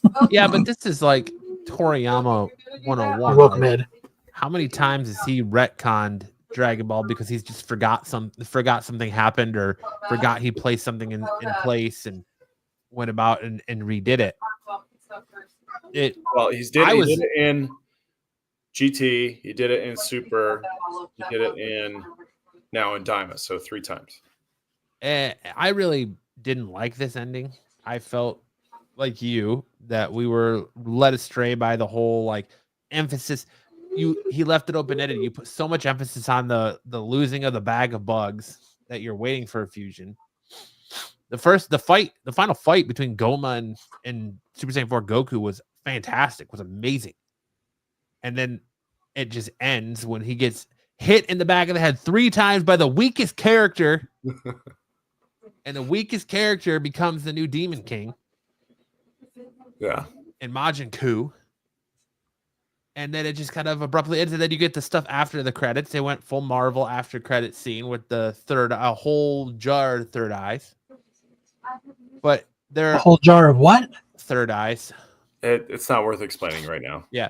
But I've heard that Toriyama had a lot invested in Daima and that potentially he wrote down plans for future to continue the series. So I think that Toei still probably has those, and Toei will continue on with Daima at some point and use those as kind of a guideline, much like Toriyama didn't have much to do with GT, but it was a continuation anyways. I think Toei will continue on with Daima. Who knows where and when. But yeah, I'm disappointed that it didn't lead to a mention of Moro being from the Demon Realm or something set up the return to the Dragon Ball Super anime, which a lot of people were hoping for. But other than that, there's a lot of open-ended stuff. And I just felt like it was rushed, and it could have easily probably benefited from 3 or 4 more episodes. Yeah, the number of 20 episodes seems a little short because they usually would do 22 or 23 episodes in a season. And the fight with Goma at the end, it ended up being, 3 episodes, 18, 19, and 20? Yeah. I guess, yeah. Or maybe it started in 17? 17, 18, 19, 20. Yeah. So could have been a little bit longer, but And second that, Buffy. I'm still a fan of the Super Saiyan 4 transformation. Should have just been because of Goma's magic powers. Goma gave him that magic. Neva gave him that magic, and which helped him transform. Never get the magic. Never say never again. All it did was it seemed like because he says to Vegeta, I trained a lot. Boo was strong, so I trained hard after that. And it's like he couldn't obtain it, but that magic power helped him obtain the transformation, and now he can just do it at will. Yeah, and so those are things that we think because we want to preserve continuity across all of these Dragon Ball properties, and apparently Toriyama's not interested in that, or he wasn't interested in that. So I really enjoyed episode 18. I really, really enjoyed episode 19. I enjoyed episode 20 up to a point. And then I was like, well, they've run out of time to make the fusion, to pay off the fusion thing. And I'm kind of over it. My son, my 9-year-old son who was watching it with me, he's like, I don't like that. I didn't like that. I wanted the fusion. I didn't like that. And he was kind of huffing and puffing about the whole thing after it ended. Yeah, like I said, I wasn't a big fan of it either. I texted you after I watched it, and I was like, yeah, the finale was pretty mediocre. And I don't know. I wanted more from it, but what are you going to do? Yeah. It's like, well, okay, we move on. I feel like Toriyama was also in the simultaneous said, here's my last gift to you in Super Saiyan 3 Vegeta and Super Saiyan 4 Goku, but fuck you because this is how this is going to end. You know, Yeah. like, all right, well, what are you going to do? Yeah, whatever. It's too late now. It was a fun series. If I didn't have all these expectations that were set up by the show, like it's not even that I was being unfair. They had the fusion bugs in the show. So I think they should have paid that off. They needed to pay that off, but they didn't do it. Anyway, let's move on to the next one. So One Piece Day Fucking fusion bugs. is Goddamn March 8th, and they're going to, for the first time, bring the exhibition to the United States. So if you're in Dallas in next weekend, you can participate at Fair Park, which if you don't know, is where I ran my second Ninja Warrior run. Hell yeah. About, gosh, what is it? I'm going to be there next week for work. 13 years ago, I did my Ninja Warrior run at Fair Park in Dallas. And that's where they're going to have this One Piece Day. It's going to be largely centered around the card game and include a tournament with a championship for the One Piece card game. Bless you. So check that out next weekend. Are you going? Are you going to be in Dallas next weekend, Sam? I am not going to be in Dallas next weekend. I'm going to be here. I am Kyle's for work. going to be there. I'll do a live update from there. Yeah, let us know. Take some pictures. Fuck Get a- yeah. Get a They're bag. flying you out there, or do you drive? I had to drive. Ugh. Oh, I'm not going to be out there. Poor Kyle. all right, next up. All right. This is the manga spotlight. Don finally is back after a month of hiatus. They came back with a creepy head dodgeball game. So there's all these like headless ghosts, and they're like students or zombies or something, and they were throwing they were playing dodgeball, but using their heads as the ammunition for the dodgeball game. That's what you guys should start doing. I'm not throwing dead heads around for dodgeball, but it was really a fun chapter. Glad it's back. This is a wild series, and I'm really interested to see where it's going. So if you want to check out Don, check out the Manga Plus, or don't get ahead of me, Tyson. Don't get ahead of me. We're getting there. Check out the Manga Plus or Shonen Jump apps on your phone, and you can pick up all of these series for free as they come out each week. Tyson's like, give me the goods already. All right. I do have a Fidel update. Let's hit it. Fidel dropped me just the quickest of lines while he's at his basic training. He says, Sam, just wanted to send you a quick message that everything at BMT, I think at basic military training, is going great, and I should graduate by May. Now, I was not in the military. I did not serve in the military. But I was under the impression that basic training was like 9 weeks, 10 weeks. May, he went in late January. May would be 4 months. Is there like an extra class? Is it like specialization? Do they have to teach them how to It says in the Navy it's 8 weeks. 8 weeks. So that's seems like a little extra time. I'm not sure why he's not graduating till May. Maybe some other stuff is included in the training. Tyson says Army was 2 months. That's what I'm thinking. I thought it was 2 months. I thought basic was 2 months. Maybe he's referring to something else. I don't know. But I Googled the length of BMT training varies by the branch of military. So I mean Tyson would know better than I am, but like it says Air Force is 7.5, Army is 10 weeks, Navy's 8 weeks, Marine is 13, and the Coast Guard is 8 weeks. Yeah, so I don't know, maybe secondary training. Yeah, is that maybe there's secondary training? He's getting SEAL training. No, he's definitely not going to be the government. He's going to be the government's new secret weapon. Buffy says they left him out at sea, and now he has to row home.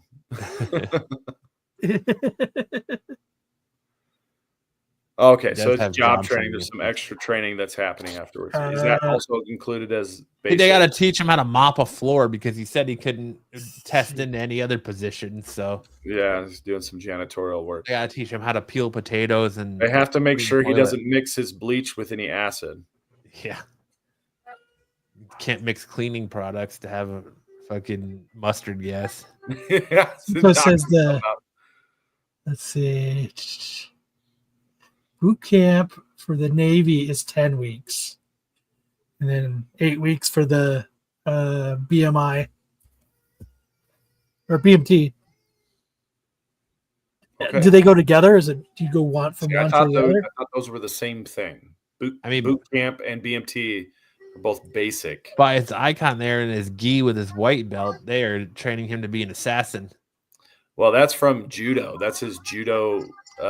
His judo gi. And then Did Fidel Fidel get a night at the Alaskan bush before going to basic? No, he didn't. We threw dodgeballs at him. He blindfolded himself and asked us to throw dodgeballs at him and try and hit him in the net. Same and thing. we did oblige. We did oblige. Yeah, I guess it's the same thing. Oh, poor baby. Let's see. Viva Fidel El Capitan. Yeah, good for Fidel. Glad to hear from him. I hadn't heard from him since he left. I know we were all dying for an update, so I was glad he dropped me that line. That was just on Sunday last week. So glad I could provide everybody an update. He seems like he's doing well. He didn't respond to this. I asked him a couple questions about how it was going, if he was getting in shape, and hadn't heard from him. So it was probably just real quick message he could send while he was taking a quick break on a Sunday and then back to work. So this is a lie. He already went AWOL. He's been spending months at the Bunny Ranch in Vegas with all the hookers he can handle. He's at the Chicken Ranch. You can't spell Fidel without lie. Well, hopefully they work out that imaginary wife out, and we're ready to tell us the truth when he comes back. What if he's gonna try and get like extra pay and housing allowance for that? Yeah, for his wife. My dead wife. I need extra housing allowance. Oh man. All right, I do have a couple highlights. We should all try to make it to his graduation. It's in like Ohio or Michigan. Road trip. Yeah, massive cheering section for Fidel. All right, so we got. We could all get Fidel in his gi shirts and stand up. So we had our championship today. This was the last play of our championship game. This young man has a ponytail. He's often confused for a girl because he wears a ponytail, but he's the shortest kid on the team. And he's probably the second fastest kid that we have. And he just put the burners on and ran for a touchdown. We ended up winning 20-6. It was a heavy defensive game. We scored a lot less than we usually do. But we were able to put this team away with some really strong defense, and we had a pick six that we then converted for 2 points, and then 2 touchdowns where we didn't score any extra points. This was the last play of the game, so they didn't even let us attempt an extra point. But there were a lot of turnovers on downs just because the defense on both sides was very strong. I see he is signed up. He signed up again next season. He's only 10 years old, so got a lot of growing left to do, but he's very fast. And see, you don't even know it's a ponytail until he starts to take off. Right here, I was like, look at the sweet mullet on that kid. And then when he starts juking, I'm like, all right, now you can see it's a ponytail. Yeah, he's a cool kid. His name's Cairo. All right, and then we have dodgeball highlight. This is the stuff I usually cut out, but my camera just took a freaking beating this week. Boom. It seemed like everyone was targeting my camera. Like you can see, they just throw right at it, hit it right on the freaking lens. Bong. Yeah. There. Now, is that an actual camera? Or is that your son's iPhone that you bought him? No, it's my phone. I'm not putting his very expensive iPhone in the crossfire. That's my very old Galaxy S10 that I've had for, I don't know, 6 years, 7 years. I don't remember when it came out, but I've had it for a long time. No, it's not his late model iPhone. His phone has such high definition that he can't even share it with me because my phone can't download the video. It's too high def. So I gave up using his phone to film. But we had a lot of fun. I went ahead and doled out the cash for the professional dodgeballs. They're about twice as much as the dodgeballs we had been using, but those dodgeballs were getting pretty squidgy. So I went ahead and bought a new set and went with the professional official versions. They're a little bit heavier, so they don't curve, or they're a lot harder to curve. And it was a lot of fun. We had a lot of fun. It was like 4-on-4. So It's so if high anybody said, no, I don't do drugs when you send it the picture. if any of you guys want to join us in Seattle for a dodgeball tournament there, please let us know. Sounds like there's going to be a lot of room, but love to have anybody come play dodgeball with us. If you're in Arizona on a Thursday night, we'd love to have you come play as well. Thursday nights now, not Wednesday? Yeah, we moved it to Thursday because there was no free space on Wednesday nights. We would have to pay $250 a night. And there was all kinds of free space on Thursday night. I had no end of free space on Thursday night. So we made the shift to Thursday so that we could afford to keep playing. All right. Good stuff, Sam. All right, now it's time for everyone's new favorite segment, Mega Character Matchup. In this week's Mega Character Matchup, we have Shazam versus Ant-Man, Scott Lang. Scotty too hottie. We all know Shazam's power set, but Sam, why don't you fill us in on Scott Lang and how he stacks up in this fight? Well, he's got a 50 out of 100 for strength, 33 out of 100 for speed. Durability is 50 out of 100. Energy projection, 25 out of 100. He can do little zaps, right? Little zaps, little ant zaps. He's got a 75 out of 100 for fighting skills, 75 out of 100 for intelligence. He can manipulate his size. He can shrink to the size of an ant or grow to giant proportions using Pym particles. He's like Attack on Titan. And then you have super strength. Even when tiny, he retains his full-size strength, making him incredibly powerful. His agility and durability is enhanced by his suit, and he can communicate with and control ants and other insects using a specialized helmet that translate his communications into insect frequencies. Scott is an electronics expert and a skilled engineer. Now let's see how they stack up. Tyson says, may as well just jump to the winner. Scenario. In a bustling city, Shazam is flying through the skies when he notices a commotion down below. A giant-sized Ant-Man is fending off a group of villains who are causing havoc. Shazam decides to join the fray, believing that Ant-Man might need some assistance. As Shazam lands, Ant-Man shrinks to his regular size and stands beside him. They quickly defeat the villains together, but a misunderstanding occurs, leading them to believe the other is also a threat. The battle begins. Shazam calls out the magical word, Shazam, and transforms into his powerful alter ego, unleashing lightning towards Ant-Man. Ant-Man uses his agility to dodge the attack and shrinks to microscopic size, making him nearly impossible to see. Ant-Man grows back to his giant size. If he ends up in Shazam's butt crack, it's going to be amazing. And attempts to grab Shazam. Shazam uses his superhuman strength to break free and flies into the sky, charging up another lightning strike. Ant-Man realizes that he needs to outsmart Shazam rather than overpower him. He communicates with a swarm of ants to create a distraction. Shazam is briefly overwhelmed by the swarm, giving Ant-Man a chance to shrink again and land a powerful punch on Shazam's jaw. Shazam recovers quickly and uses his incredible speed to catch Ant-Man midair. Ant-Man grows to giant size one more time, and the two engage in a spectacular brawl, shaking the city around them. While Ant-Man's size, manipulation, and intelligence give him an edge in strategy, Shazam's sheer power, speed, and durability make him a formidable opponent. That's always the way it goes. Ultimately, Shazam's magical lightning and superhuman abilities prove too much for Ant-Man to handle.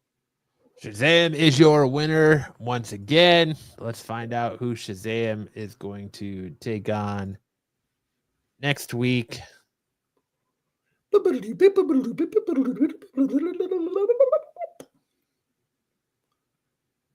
And it is Abomination. I think that's another win for Shazam. Or Tough. move Tough Abomination to from that outmuscle wheel. magic. Or not even just magic, but like godly powers, right? Divine powers. It's hard to do that. Now it's time for best and worst covers of the week. Watch yours.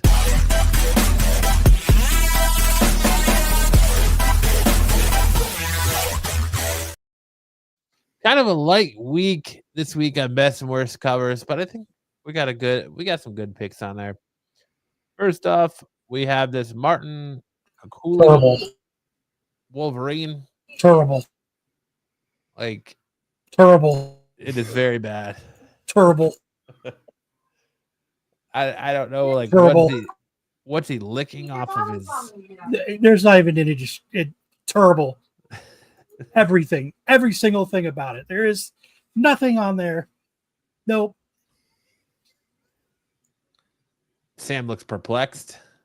Terrible. I like it. I'm seeing this really bright thing. I think that's his cowl, like the sunlight off his cowl, but it looks like a piece of glass or like his claw coming out of his hand, going straight up. Yeah, exactly what you were pointing at just a second ago. And he's sucking the blood in his hand where he got cut. This looks weird. It's so bizarre. I mean, more Frank Miller Wolverine. Yeah. You don't need any Frank Miller nothing anymore. The lens flare is weird off the cowl. You're right, Sam. Off that half of the Batman mask. Yeah, not that half of the Batman kissing Batman. Full open mouth kissing Batman. Yeah. I agree. The black border is the best. He's got nubs for arms. Yep. Very rough. Up next, we have Secret 6 #1, cover F, the 125 Sweeney Boo variant. Like, who's this? When did Vin Diesel become Batman? What happened to Jonathan Kent? Why? So weird. Why is this random arm coming out of nowhere to touch this butt face? I do that all the time in public. You touch a butt face? I just pull out a random arm. Just touch a butt face? Just touch a butt face. Not good. Then we have Moonman 7, the cover B. Federico Bartoni variant, Virgin variant. What does this look like to you? Looks like he's trying to find the clitoris. That's the first thing I saw when I looked at this. Was an upside down vagina. He looks like that is not a bald man in a canoe. It looks like he's coming out of an upside down vagina. Oh, he's coming. There's the clitoris and the walls. I think there's more secrets in that book than people realize. Yeah. Very weird vagina cover, upside down vagina cover. It's called a period drain. Yikes. Yikes. Don't stimulate it. You might be in trouble. Yeah. Maybe it's like Magic School Bus and he's a sperm attacking an egg. Female monthly variant. Yeah, it's a weird one. Then we have Meat Monkey, the summer batch #1. Who let this guy on the cover? That's the best cover ever. That is on the wrong. That should be the best. What is that cover picture ever. from? What is that picture from? It doesn't I don't know, matter. They it's, should be on every thumbnail. It's just a your face goes here cover. So I thought, why not put Sam on there? That's funny. You surprised me. They'll let anybody on comic covers nowadays, huh? That's great.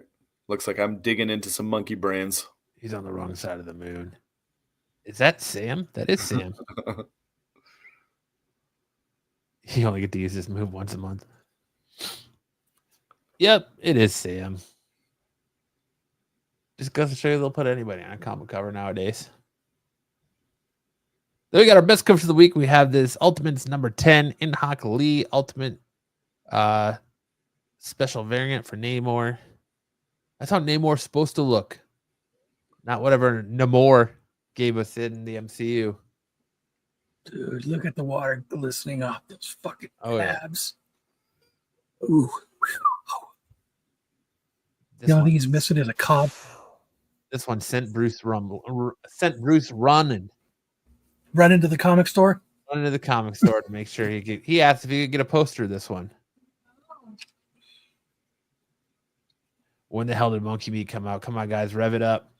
Comes out next week. He's cut. That is totally what it's missing. Wait, see, here's haircut. Yeah. Next up, we have Poison Ivy 31, Jenny Frison cardstock cover. It's a nice Frison cover.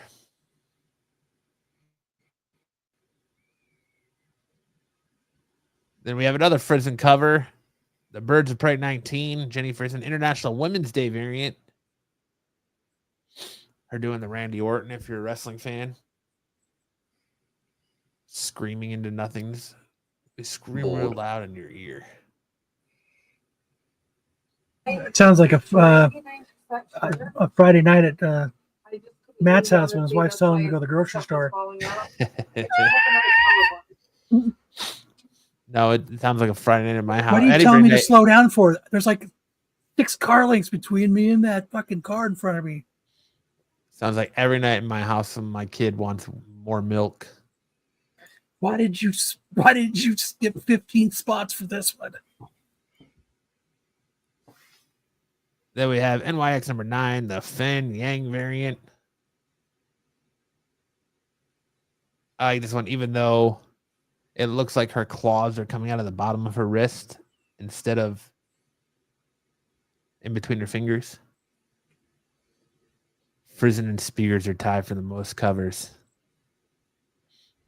Spears is saturating his own market, man. But what are you going to do? And then we have this Mothra Queen of the Monsters number 1, the 1 in 25 Matt Frank Virgin variant. I think this cover looks really dope. Then we have Matt's. This would look good on a canvas pick of the week. What's up, Patrick? Jim Henson's Labyrinth number 6, cover D, 1 in 25 RZA Virgin variant. This would look awesome on a canvas. Just saying. Be better if it went all the way to his cod piece. Hang this up. In your The room, cod piece is bathroom. right at your eye level when you podcast. Who's Kyle? Who's Kyle? Kyle's the man. The man with a plan. Then my next Matt, this is a good picture of canvas in a week or whatever. You just fuck that all up. Whatever I'm saying. Matt, this one look good on a canvas pick of the week. Is Fantastic Four number 1, Alex Ross facsimile edition. Because who wouldn't love to own an actual Alex Ross painting on their wall? It would be, I think, absolutely incredible. Incredible. It would be fantastic. That's one purty mouth. Four. And we have my next one would be Batgirl number 5, David Teleski cover. As she peers at you through the road, through the flower beds. Alex Ross all day.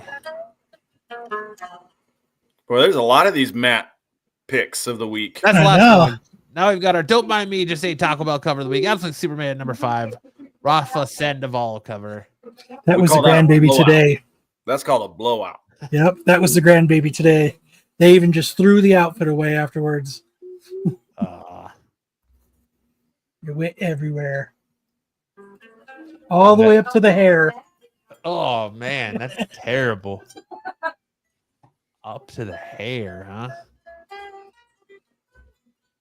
That's I think the perfect representation. You are on your knees as you've just been defeated by the always delicious Taco Bell, and your butt just erupts. Damn, Kyle's baby already learning how to play guitar. I think that's Kyle picking. Kyle's jamming out. That brings us to the first appearance of the week. There was only one this week, and it comes to us via Sabretooth. The Dead Don't Talk number 3.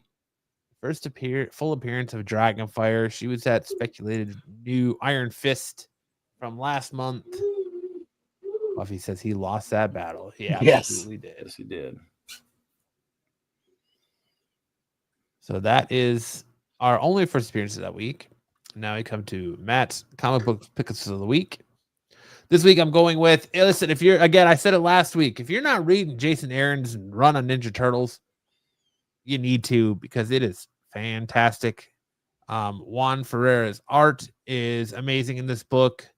Kind of what they've done with the separation of the turtles and putting them against each other and now making them come back together to try and save New York and being kind of public enemy number 1 and being hunted by everyone.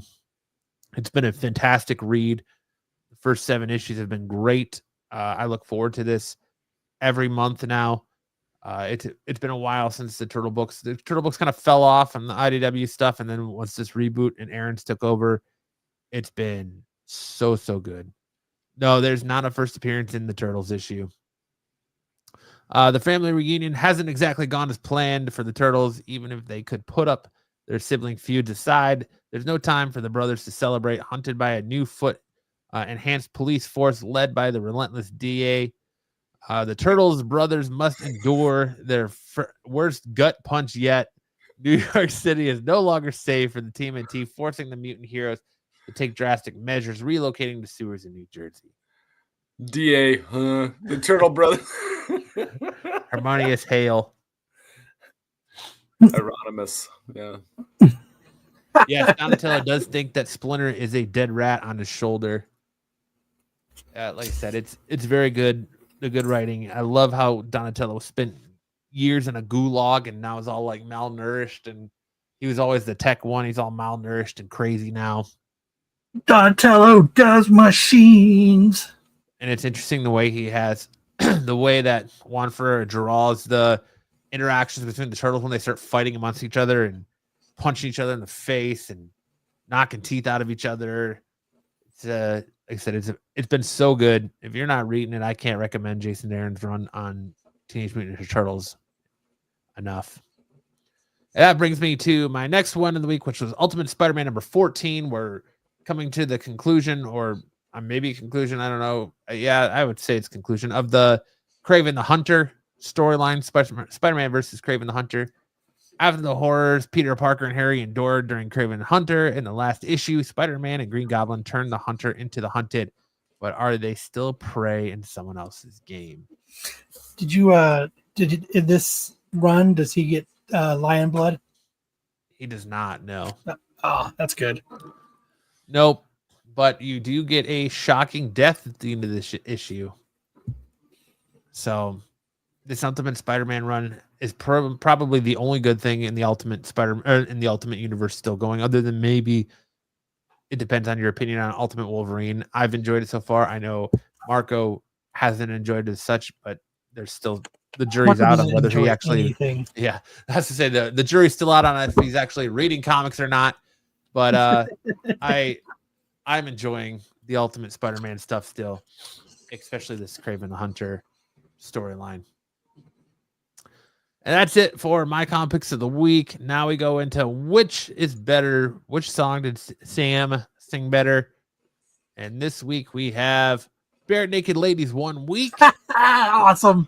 versus Billy Joel. We didn't start the fire. So was there a copyright strike from last week from the awesomeness of your? There was not a copyright No. strike last week from it. No. Damn.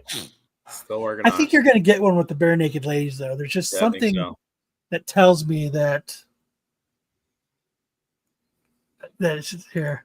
Marco not enjoying it makes it a good recommendation. Yeah, that's probably pretty solid, Buffy. All right, Sam. You know do the it. song, right, Sam? Yeah, I've heard it before, once or twice. Good. It's been 1 week since you looked at me, caught your head to the side and said, I'm angry. 5 days since you laughed at me, saying, get back together, come back and see me. 3 days since the living room. I realized it's all my fault, but couldn't tell you. Yesterday, you'd forgiven me, but it'll still be 2 days till I say I'm sorry. Hold it now, watch the hood wink. It makes you stop, think. You think you're looking at Aquaman. I summon fish to the dish, although I like the chalet Swiss. I like the sushi because it never touch a frying pan. Hot like wasabi when I bust rhymes.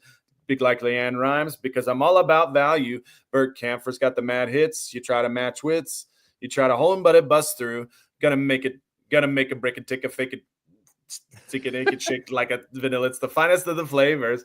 Got to see the show because then you know the vertigo is going to grow because it's so dangerous. You have to sign a waiver. How can I help it if I think you're funny when you're mad? Trying hard not to smile, though I feel bad. I'm the kind of guy who laughs at a funeral. Can't understand what I mean? Well, you soon will. I have a tendency to wear my mind on my sleeve. I have a history of taking off my shirt. It's been 1 week since you looked at me, threw your arms in the air and said you're crazy. 5 days since you tackled me. I've still got the rug burns on both my knees. It's been 3 days since the afternoon. You realize it's not my fault, but not a moment too soon. Yesterday, you'd forgiven me. And now I sit back and wait till you say you're sorry. I got to go to the next verse. Chickadee China, the Chinese chicken. You have a drumstick and your brain stops ticking. Watching X-Files when the lights on. We're down La Maison. I hope the smoking man is this one. Like Harrison Ford, I'm getting frantic. Like stinging tantric. Like Snickers guaranteed to satisfy. Like Kurosawa, I make mad films. Okay, I don't make films. But if I did that, have a samurai. Gonna get a set of better clubs. Gonna find the kind of the tiny nubs just so my irons don't. I'm flying off the backswing. Gonna get in soon with Sailor Moon because the cartoon has got the boom, the anime base. Make me think the wrong thing. How can I help it if you think it's funny when you're You're stumbling. Stumbling, bumbling, grumbling. That's all I got. Good job. You're definitely All right, going to be Yeah, copyright for on sure. that one. For sure. All right, Billy Joel. Here we go. Here comes Billy Joel. Okay. Oh gosh. Harry Truman, Doris Day, Red China, Johnny Ray, South Pacific Water, Winchell, Joe DiMaggio, Joe McCarthy, Richard Nixon, Studebaker Television, North Korea, South Korea, Marilyn Monroe, Rosenberg's H-Bomb, Sugar Ray, Panmunjom, Brando, The King and I, The Catcher in the Rye, Eisenhower Vaccine, England's Got a New Queen, Marciano, Liberace, Santayana, Goodbye. We didn't start the fire. It was always burning since the world's been turning. We didn't start the fire. No, we didn't light it, but we tried to fight it. Joseph Stalin, Malenkov, Nasser and Prokofiev, Rockefeller, Campanella, Communist Bloc, Roy Trump Cohn, yelled at the guy from the Ukraine. Jackron, Jim and Foo Falls, Rock Around the Clock. Einstein, James Dean, Brooklyn's Got a Winning Team, Davy Crockett, Peter Pan, Elvis Presley, Disneyland, Bardo, Budapest, Alabama, Cruise Chef, Princess Grace, Peyton Place, Trouble in the Suez. We didn't start the fire. It was always burning since the world's been turning. No, we didn't start the fire. No, we didn't light it, but we tried to fight it. Little Rock, Passaneck, Mickey Mantle, Kerouac, Budnick, Joe and Fine, Bridge on the River Kwai, Lebanon, Charles de Gaulle, California, baseball, Starkweather, homicide, children of a mind, Buddy Holly, Ben Hur, Space Monkey, Mafia, Hula Hoops, Castro, and Say is a no-go, U2, Sigmund Ray, Payola, Kennedy, Charlie Checker, Psycho, Belgians in the Congo. We didn't start the fire. No, the world's been burning since the world's been turning. No, we didn't start the fire. No, we didn't fight it, but we tried to fight it. That's Hemingway, definitely a Eichmann, copyright Stranger in a Strange Land, Dylan Berlin, Bay of Pigs Invasion, Lawrence of Arabia, British Pennsylvania, Ole Miss, John Glenn, Listen to me some Patterson. We didn't start the fire. Nailed that one, Sam. I got it Feeling into the flow as it went on. I don't know if you guys noticed. Sam needs to drink water.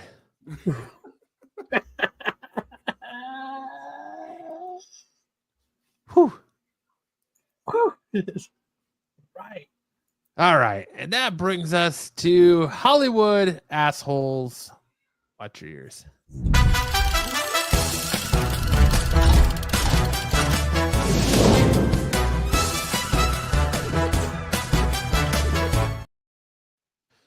If you're new here, Hollywood Assholes is the game where I give you 4 clues and you tell me who that character is and what movie they're from. Starting us off tonight. To overcome something, you have to understand what a perfect engine it is. That's how you fight disease. Lacking empathy after cheating on his wife. No. He was discouraged from the police force, broken down after his partner got killed. That didn't stop him from harassing me.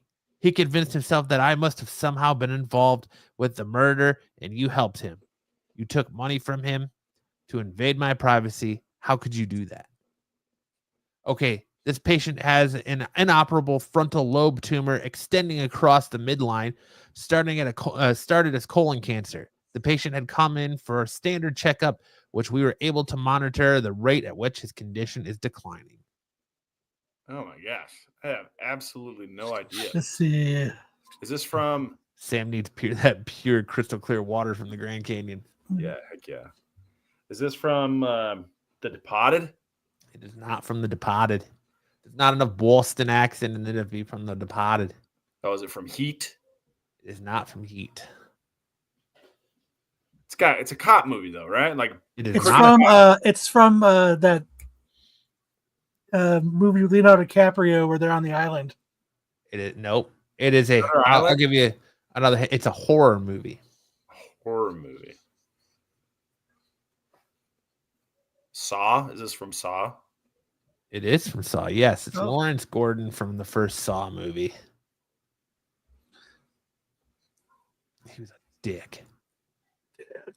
Although the twist ending in this movie is fantastic. All right, next up. No measure of time with you will be long enough, but let's start with forever.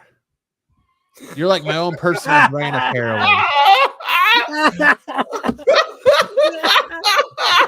I'll leave you alone for 2 minutes, and the wolves descend. Yeah, I had adrenaline rush. My Batman doesn't sparkle, man. It's very My Batman doesn't sparkle. Yes, that's right. It is Edward Cullen from Twilight. I had an adrenaline rush. It's common. You can Google it. Kyle's favorite movie. Oh, Good job, Sam. Next. I want a party. Pink macaroons and a million balloons and performing baboons and We didn't God, start that- the fire. I want to talk to you ever. I won't talk to you ever again. You're a rotten, mean father. You never give me anything I want, and I won't go to school till I have it. This is that's from Willy Wonka and the Chocolate Factory. yeah, this It's is Veruca Salt. yep. Yes, I didn't even have to finish it. It is Veruca Salt from Willy Wonka and the Chocolate Factory. Next up.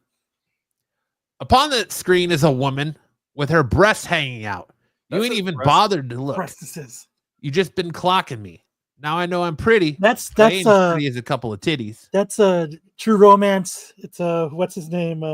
Sit down, boy, and grab yourself man, it egg ain't White roll. Boy Day. Yeah, they got everything here from a diddly-eyed Joe to a diamond if you know. All right, peeps, peep this. Oh, Pretend it's my the fine-ass centerfold bitch. You know what I'm saying? He must have thought it was White Boy Day. It ain't White Boy Day, is it? Nah, man, it ain't White Boy Day. It's Yeah, it is Drexel. Yes, Drexel. Fuck.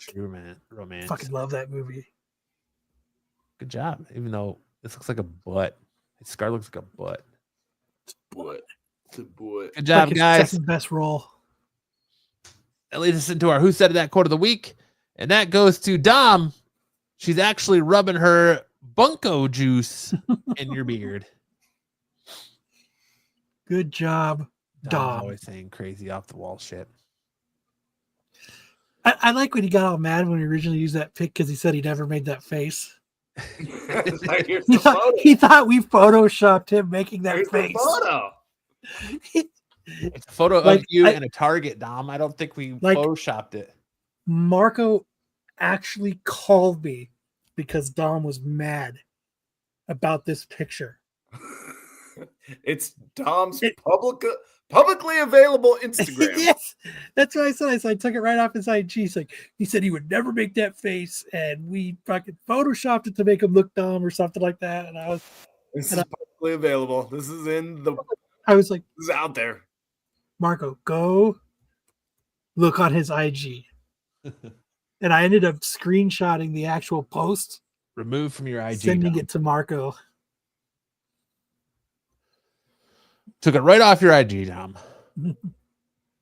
And now he's got business cards that calls himself a social media influencer that it hands out to everybody. Are you serious? Yeah, with a list of all the shows he's on it. He's got to be at the business card. Who's that cutie in the middle? Is that what you're talking about? Is the business card? Yeah, Yeah. Hands it out to cons. yes, he does. And then when he's in Vegas, he's like one of those people on the side of the sidewalk. He's a Hey, card yo, I'm flipper. an Yeah, influencer. he's flicking the cards at you. I'm an influence. Oh, the prostitute cards. I'm an influencer. Big booty.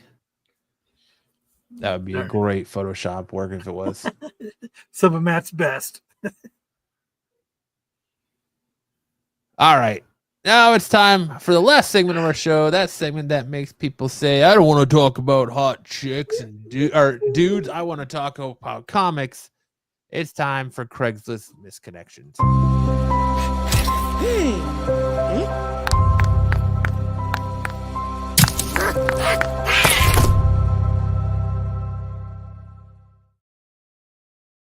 The returning Kyle, you want to kick us off on Misconnections? Sure. Did you use any of the ones I sent you? I sure did. Okay, good. Brooklyn Criminal Courthouse. Talk about an awkward meet cute. Me, bald, glasses, Indian, and way too overdressed because ex-girlfriends don't usually call the cops on me. First time for everything, right? You? Well, you know you. The eye contact is real. But what bad optics when I do take everything quite seriously. I promise. If the dinner or drinks or dancing doesn't work, out, I'll be gone so fast. I know who you work for. Lesson. Okay, so is he hitting on a cop? Sounds like it. Hitting on a cop, right? Or a criminal at the courthouse. Well, he's saying you work for the cops. Glasses Indian and way too overdressed because ex-girlfriends don't usually call the cops on me. This is the cop that arrested him for his domestic violence. Mhm. I know who you work for. Lesson. He's trying to strike up a new relationship with the cop that busted him. With the arresting officer. Hey, what you doing after I get out? Buffy Hey, says, what you Dom, doing with them cuffs, baby? What do you want to do with those cuffs? You know how to use them cuffs. that explains why BK's not here tonight. Silly. Great dudes. pickup line. Beautiful Latina cleaning lady. You work in a warehouse. Couldn't help but not stare at that amazing booty. Mind if I tongue it? Mind if I tongue punch your fart box? Adios mio. Ay, Dios mío.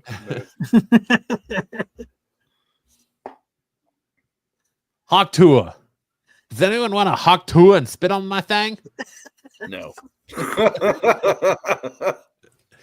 Not even close. No, Lenore. 5 little piggies. I've got 5 little piggies. This little one went to the market. And if you don't know what that means it was killed so that you can eat it. This little piggy stayed home. This little piggy had roast beef, and this little piggy had none. And this little piggy went wee, wee, wee all the way home. I have photographic evidence. So this is just a long-winded way of saying I have a foot fetish. Is that all this is? Send me your feet Yep. pics. And pictures to prove it. I've got feet pics. I have photographic evidence. It's safely stuck in a wall safe in a shoebox. Marked totally not feet pics. Hi, as if anyone cares.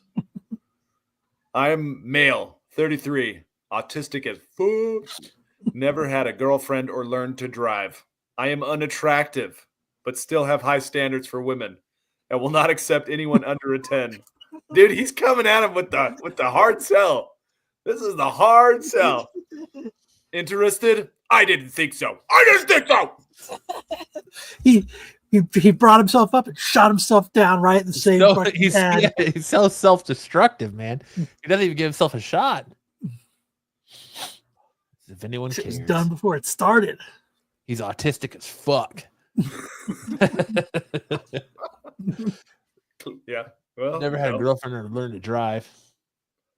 I am unattractive. I am a 1. I only want 10. I didn't think so. But I Get still out have of high my standards. face. Awesome. Looking for a third female. Famal. Yeah, from all. My future wife and I are addicted are addicted to receiving BJs. If you're the type of lady who loves to keep on Could giving that be also, BJJ? Brazilian Jiu-Jitsu? Yes. if you're the type of lady that loves to keep on giving, also I love to eat. Come on over and show us what you got. We're both clean Mexican hygiene and all of that stuff. I'm 38'5'5" and she's 32'5'2". Let's have a good time and enjoy your skills. Please send pics for a fast response. No pic collectors nor couples, not even guys. Thank you. So my future wife and I, they're both addicted to. So interesting. Maybe he's very popular in the Filipino ladyboy community. Has to be. Has to Looking be. for a third Famal. From all. I only counted one Famal in this. So where's the second Famal? I count 0 famals in this chat.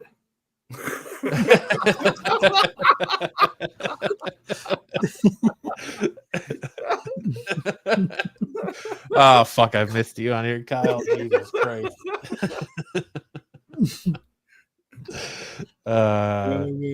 That's an anonymous Hail Mary.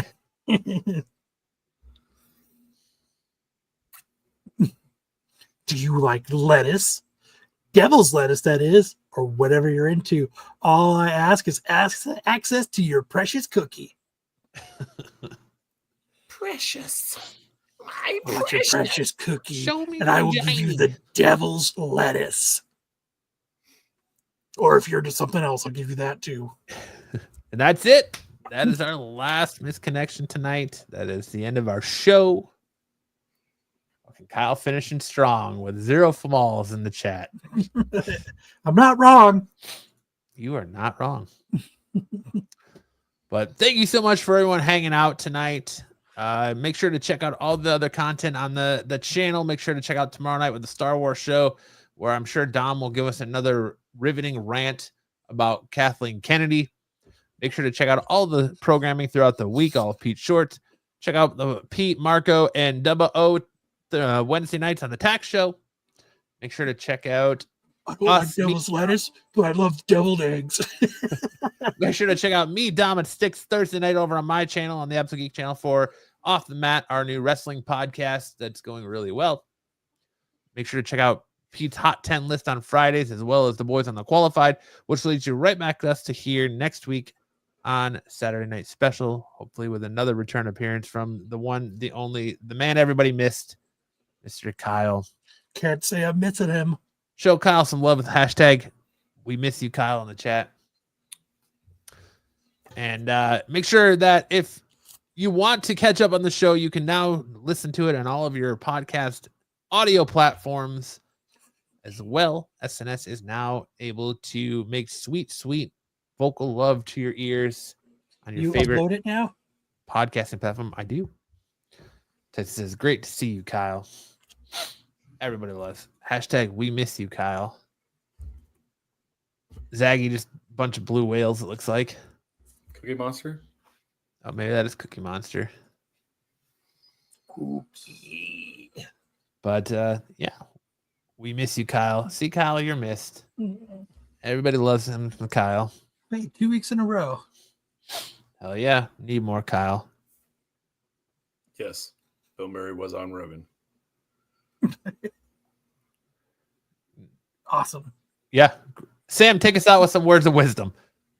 Yeah, so this is what I'm gonna share with you guys, which is you don't need to do a lot of dressing Heroin. up your steak. Just put it on controlled heat, meat and heat. That's it. Meat and heat. You'll have great steak. Season it afterwards. Don't season it before. I got one too. You got the meat and heat. I got the I'll ghost my family behind my respect. Whatever the fuck that means, but I'll do it. Because that shit don't make no sense. Meat and heat. Meat and heat behind the respect. On that note, enjoy the rest of your weekend, and we'll see you guys next Saturday. Either you've got me confused with somebody else, or this is a joke.